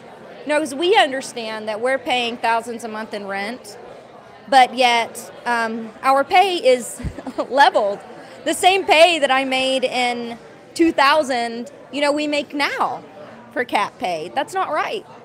Insurance, like I said before, insurance is a pipe dream for many of us. And homeownership, they act like homeownership is our choice. Millennials are choosing not to buy homes in America today. It's not our choice. We're forced into this situation, and we're ready for a change. And I think the voting demographic is shifting more and more to millennials. And one other point to what you were speaking about. We've had for so long to choose between two of the worst, right? So it's like walking into an ice cream shop and having to choose between 2 terrible flavors. But you've only got those 2 flavors. You're not going to want to choose either one. You're not going to want to vote. People have sat back and not vote out of protest for terrible candidates. We're proving that Democrats can be challenged. Incumbents can and should be challenged. And even if the party does not back them with their corporate money, we can still challenge them. And the regular people still need a voice, deserve a voice, and primaries are paramount to our democracy. And I hope this sends a message. You know what's also encouraging to me? Yes, millennials, but we're seeing a considerable amount of older voters. Yeah. I mean, in Paula Jean's race, there were Republicans who changed party affiliation to vote for her. I know that I have a lot of older viewers. There's a lot of, like, I don't want to say they were sleeping before Bernie, but there's a lot of the older progressive generation that was just fed up. I remember I was at Standing Rock many times when I worked at the Young Turks. I had a lot of older people come up to me and be like, I haven't seen real journalism since like the 70s. So we're seeing older people kind of join millennials to basically, like you said, for her to get 30% when she was a nobody a year ago, for her to get 30% when she was literally having to choose, do I go on TV with this 10,000? She told me, we have 10,000. Do we go on TV or do we use it for, grassroots organizing? She chose grassroots organizing. Yeah, that's right. And, I think you're right. I think we're seeing a partnership between the grassroots movements in the 60s and 70s, which has inspired our generation, coming back into the fold and in some ways leading us to the next step.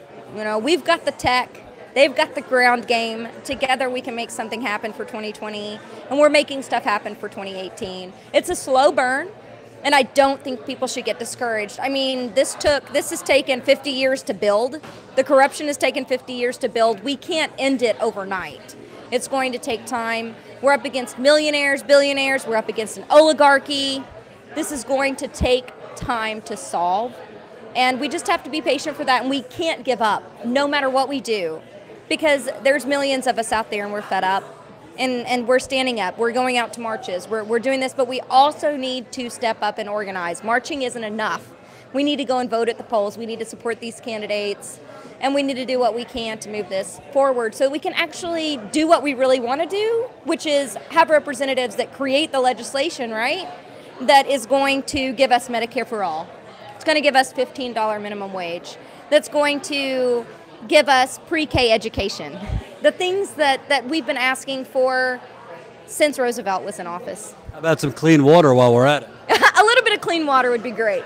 And my last question, I always like to ask people that work on campaigns and are political, staffers, talk about for you, like, what have you had to sacrifice over the last year or two working around the clock for candidates like Paula Jean? I mean, relationships, friends, family. What's it been like for you personally supporting a candidate like her? Just in your life. I mean, I've talked to people who literally haven't slept probably in a year. Well, at Brand New Congress, I can't really talk about, I'm a staffer, so I'm lucky in that regard. We do work long hours, but we have volunteers at Brand New Congress who work full-time jobs and then work at Brand New Congress full-time. And they amaze me. I don't know how they do it, but they're always there when we need them. And they're really the backbone to this revolution. And we have to work 2 or 3 jobs to make ends meet today. So to run a revolution, it's difficult. I mean, it takes a lot of time, and it takes away what's considered leisure time, which we don't really know anyway. But you have to take that, and you have to make it into what my leisure is going to be is this. I want to give this. I want to make this happen for our future generations, for us as well. I mean, we're saddled with student loan debt. We don't have health insurance either. What drives me is my daughter. She's home with me every day. I take her to school. I pick her up. How old? She's 8. And she's brilliant. I mean, she's doing college algebra at 8 years old. She's just amazing. But I want her to have a future. I want her to understand institutional poverty. I want her to understand where we've come from so that we don't have to repeat the same mistakes. But I also want better for her. So really that's what drives me every day. I've got great family supporting me. You're right. Sometimes there are 22-hour days and you sleep 2 hours a night and you get up. And at BNC, we do a lot of things virtually. So a lot of it is me sitting in front of the computer all day long, creating media, talking to candidates, helping from a distance as best as we can help from a distance. But I think that the connectivity that I see nationally, we even have some American citizens that are working abroad that help out BNC. It's pretty amazing. But the connectivity that I find, being able to connect with someone in California, a completely different time zone, to organize for a candidate that's in Utah and I'm sitting in Ohio, that's kind of amazing. I lied, one more question. So would it help in terms of campaigns like Paula Jean's to have like a media network that goes around the country, gets in the field, actually covers candidates, helps get out the word? Would that help? Because I know a guy trying to launch a media network who's trying to get out in the field, trying to not just like interview a candidate one time, but kind of follow them around and kind of help get the word out. Not like be a puppet for the candidate, but it seems to me that we have a corporate media that pretty much works against the candidates, but we don't really have that kind of guerrilla journalism these days. Do you think we need to see more of that as we head to 2020? Well, I'll be honest, we do see some support locally from small newspapers. That's some of the places where you still see the gusto, and the old school print journalists. But in broadcast, it's missing. It's missing, especially on a national level and even locally. The dismissal of these primary campaigns are a disservice to the voter. So if you're not really informing them, are you really a reporter? So yeah, I think it would be paramount to the voter, to democracy, to what America is supposed to be and what the fourth estate is supposed to be, to cover things accurately, and yes, to cover the quote-unquote underdog. Because at some point you have to look at it and say, are we as the media creating the underdog because we're not reporting about them? Or are we doing them a disservice by dismissing their campaign because they only have $200,000 in the bank? Things are changing, and you know what? If you can be on the cusp of that change, that would be amazing, because we need to see this. We need to see this change nationally, and I think the more media gets egg on the face, the more they're going to change that. But I think it's really brave of someone to go out and say, I'm going to do this, I'm going to champion this, I'm going to be a reporter that goes out there and covers these candidates, because they deserve that. They really do. Thank you very much. Appreciate Thanks, it. Jordan. Nice meeting you. So why I brought that up was what we're trying to do is much bigger than me. I think people are going to get sick of me quite soon. I'm not that great. We want to hire other reporters. We want to send them all over the country to cover candidates, to cover corruption, to cover water contamination, to cover police brutality, not just police brutality, but the economic brutality that's being perpetrated against black people, brown people, Native Americans, and frankly, just straight up poor people. Because poverty doesn't have a color anymore. It's coming to white folk, brown folk, black folk, native folk, purple folk. Don't matter. They're attacking the poor. So that's why I keep encouraging you. If you can contribute, great. Patreon.com/Jordan Sheridan Reports. If you can't contribute, I got something you can do. Share these videos. Don't just share the videos. Make sure you go to your own post. Post on Twitter. Post on Facebook. I don't care if you do it a smoke signal. We're being suppressed by YouTube. We're being suppressed by Twitter. We're being suppressed by Facebook. You're not even getting notifications 75% of the time that I'm live. And it's not just me. Jimmy Dore is having the same problem. Kyle Kalinske is having the same problem. Lee Camp is having the same problem. Jamal Thomas is having the same problem. Mike from the Humanist Report is having the same problem.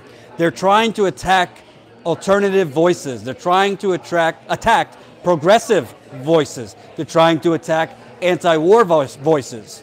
So if you can contribute, great.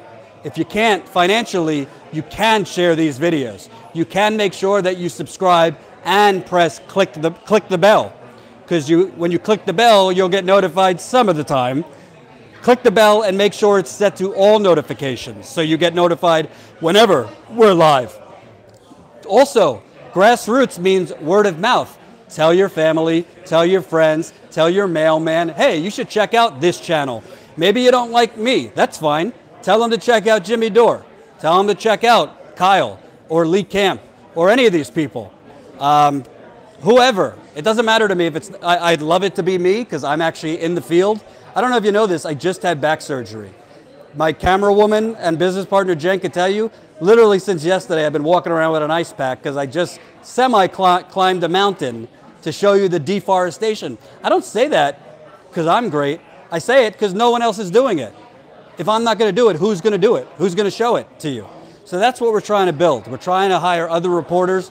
First order of business is to hire a professional camera person so we can get some lights, so we can get some audio, so we can maybe stream off of an actual camera rather than the phone. I have no idea when my phone is going to die. Maybe in the next 30 seconds. I have no idea.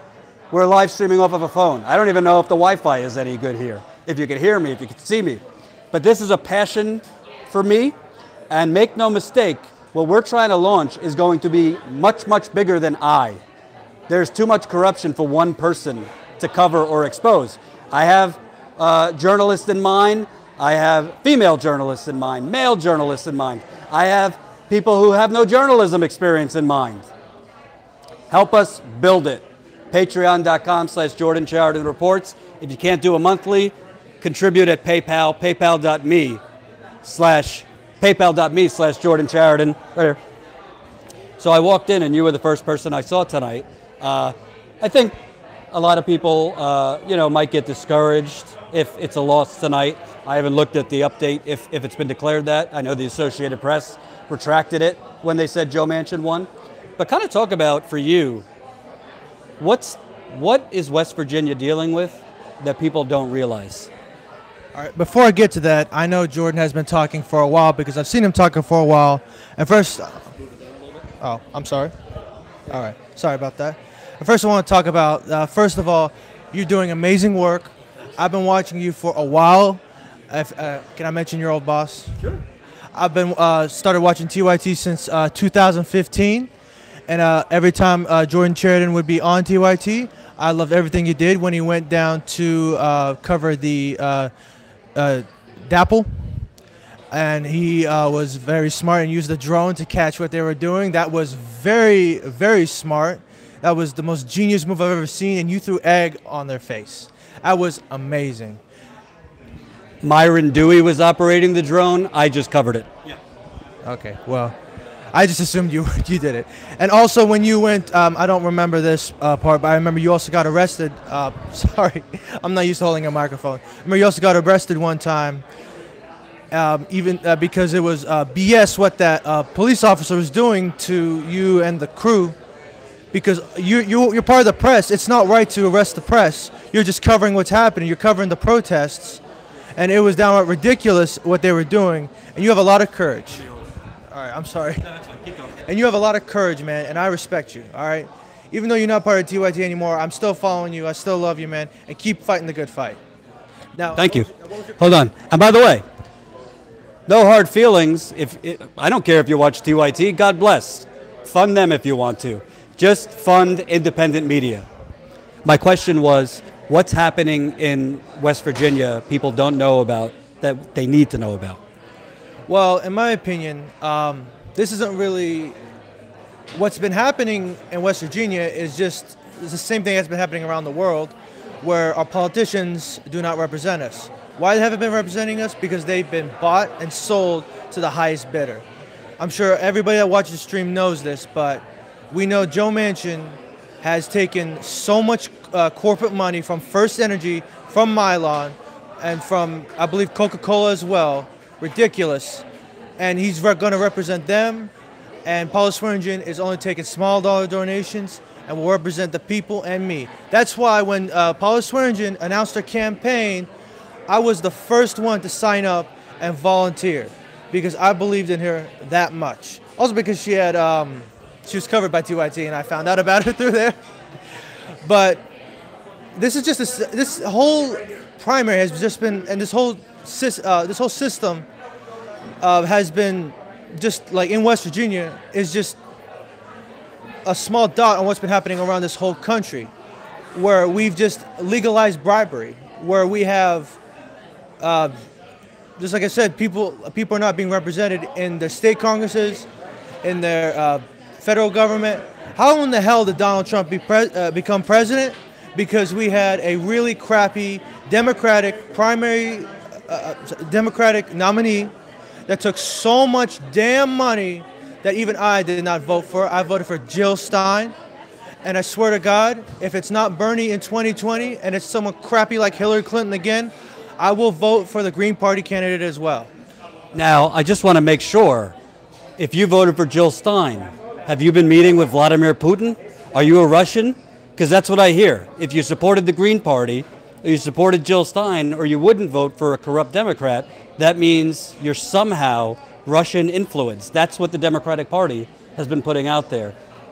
Was it Russia, or just you didn't want to vote for Hillary Clinton? Okay, first of all, can I swear?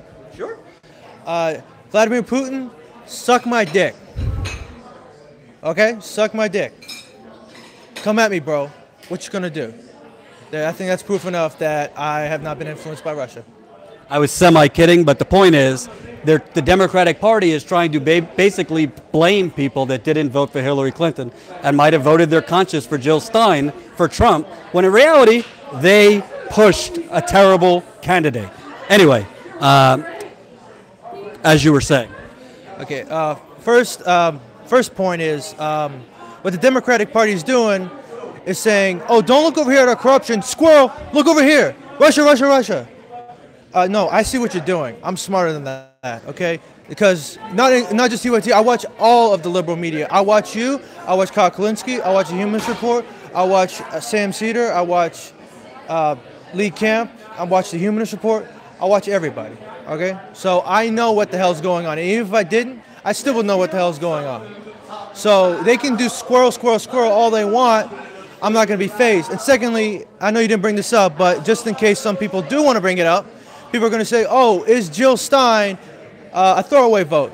No, because first of all, West Virginia was going to go to Donald Trump anyway, and I didn't like Donald Trump or Hillary Clinton. I didn't like Gary Johnson either. He did some really stupid things. So, not really liking him. I like Jill Stein. She is more to the left of Bernie. Really love her for that. She wants to eliminate college debt. I need my debt removed. Thank you very much. And if unfortunately she did not get to 5% of the popular vote, but if she did, she would have been able to get federal money to run more primary challengers, because last I checked, we live in a democracy. We need more damn choices. Yes, we will get more choices through if we have ranked choice voting, but since we don't, we just need to get our third-party challengers to 5% and run some real damn elections. Let me ask you, you have any inspiration to maybe run in your future?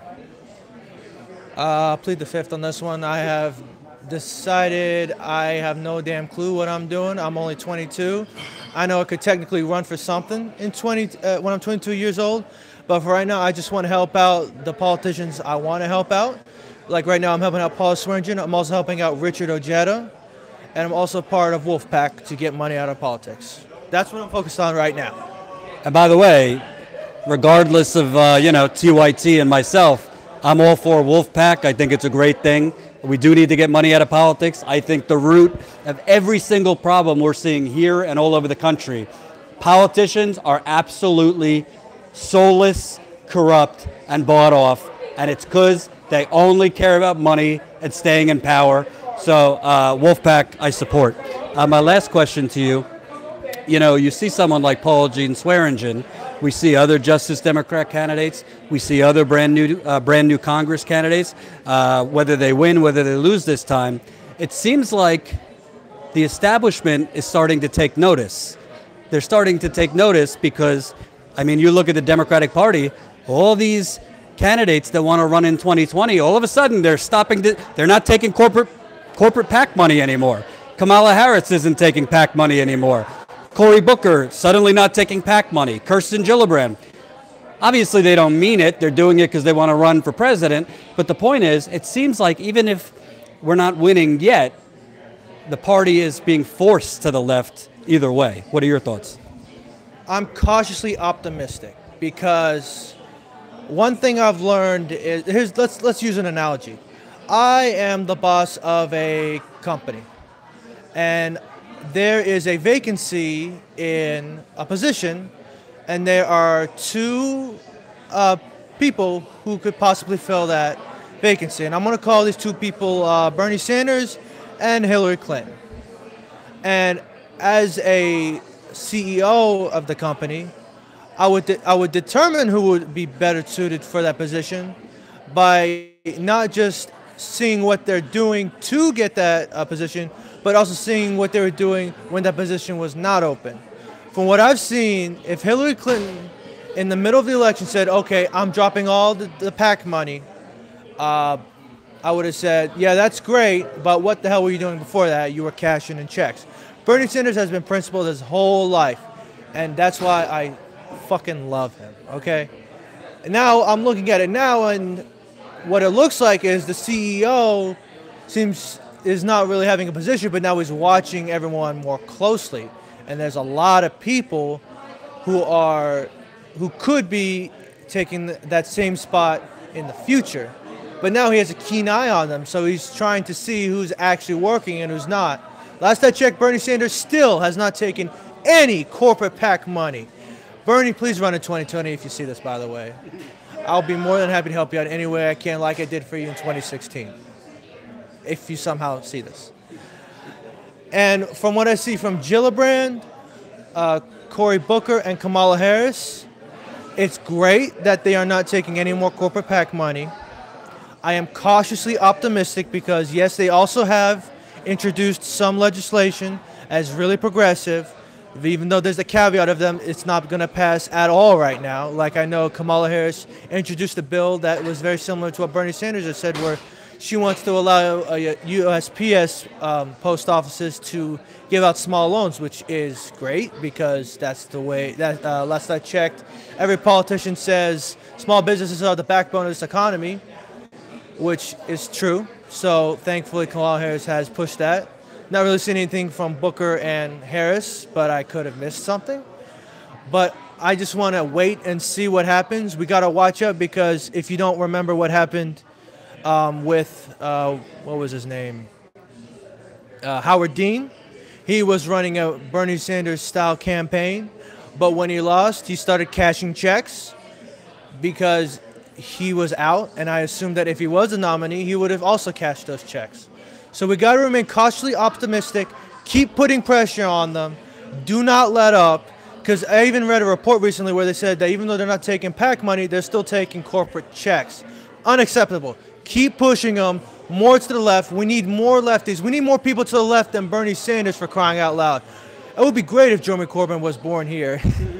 And he would be running with Bernie Sanders, but he's in Britain and he's doing Britain's work right now, which is great. I'm rooting for him too. And the point I'm trying to say is keep putting pressure on these Democrats if we want to get anywhere. Because if you just let up even a little bit, just a little bit, they're like, well, hang on. My base is letting up. I guess I could go back to the corporations. No, you ain't going back to the corporations. I'm going to keep pushing, and pushing to make sure that until we get that new amendment in, that we got to make sure that at the very least, our representatives are even slightly representing us. Thanks, brother. Appreciate it. And before we wrap up here, we were at, Before we wrap up, this was brought to you by Town Run Brewing Company here in West Virginia. My first time in West Virginia, I ain't gonna lie. Once I end, I might try one of West Virginia's finest beers. Never been to West Virginia. We haven't eaten since, what time did we eat? Like 12? I don't think we ate all day. I don't know. And my last guest of the evening. No. Hi, everyone. So, this is Jen Dyes, my business partner. Yeah. She's been behind the camera tonight. Jen, this is your first reporting trip. We were in, hold on. Jen, this is your first reporting trip. We were in Virginia covering the tree protests, and now we are in West Virginia covering primary night. You're helping me launch this thing. Tell me about this trip. What stood out to you the most? Well, if you guys go look at the videos we did yesterday, Jordan interviewed Red Terry and Minor Terry, who were doing protests sitting in their trees on their own land. Mountain Valley Pipeline has seized that land via eminent domain. They were threatened with $1,000 fine every day, from that point on, and federal marshal 4 days after that. So they came down a couple days before we got there. So just being on their land and hearing them speak, definitely go check that interview out, because the questions Jordan asked were great, but what really made it great was the passion that they have for the land, for the water, for the other people in their community.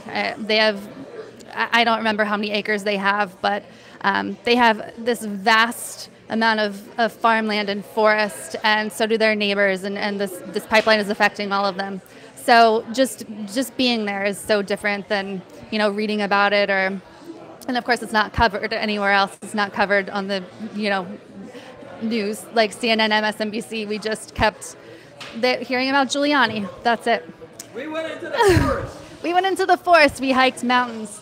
And by the way, when we went up into the mountain, the local news crews in their suits did not follow us up the mountain. So, and then being here in West Virginia, I mean, everyone, they talk a lot about the people who aren't on the coast, not knowing what's going on in the country. But the truth is, they do know what's going on much more than the people on the coast do. It's the opposite. These people know what they're talking about. They're passionate. The ones here tonight fighting for Paula Jean didn't take corporate PAC money. She's been through a lot. She knows exactly what this community needs. And then we have Joe Manchin, who is a dino. So it's no one here is sad. The spirits are still out there, going to keep fighting. So I don't know. That's it. We're tired. We're hungry. So, before I end, I say this. We're going to be going out into the field more regularly. We're hoping to hire other people. We're hoping to launch this network, which is going to be much bigger than me. Thank you for watching. If you can contribute, it's patreon.com/Jordan Sheridan Reports. We could all sit and crap on the Democratic Party. We could all sit and crap on corporate media. Or we can together build the media we want to see. I'm not fooling around. I am going to be out there whether I got 10 people watching or 10 million people watching. These stories matter. The people matter. The communities matter. And we're going to get it out there big. As Trump said, it's going to be so big your head will spin. We are going to get it out there. We're going to get these stories out there. And hopefully you can help us build it. Patreon.com/Jordan Sheridan Reports. If you can't contribute monthly, go to paypal.me/Jordan Sheridan. If you can't contribute $1, just share the videos. Tell your friends, tell your family, tell the mailman, hell, tell your animal. They want you to take care of your back, and that we both earned a beer. I am taking care of my back. When I get home, I will be doing physical therapy, continuing. I will also have a beer.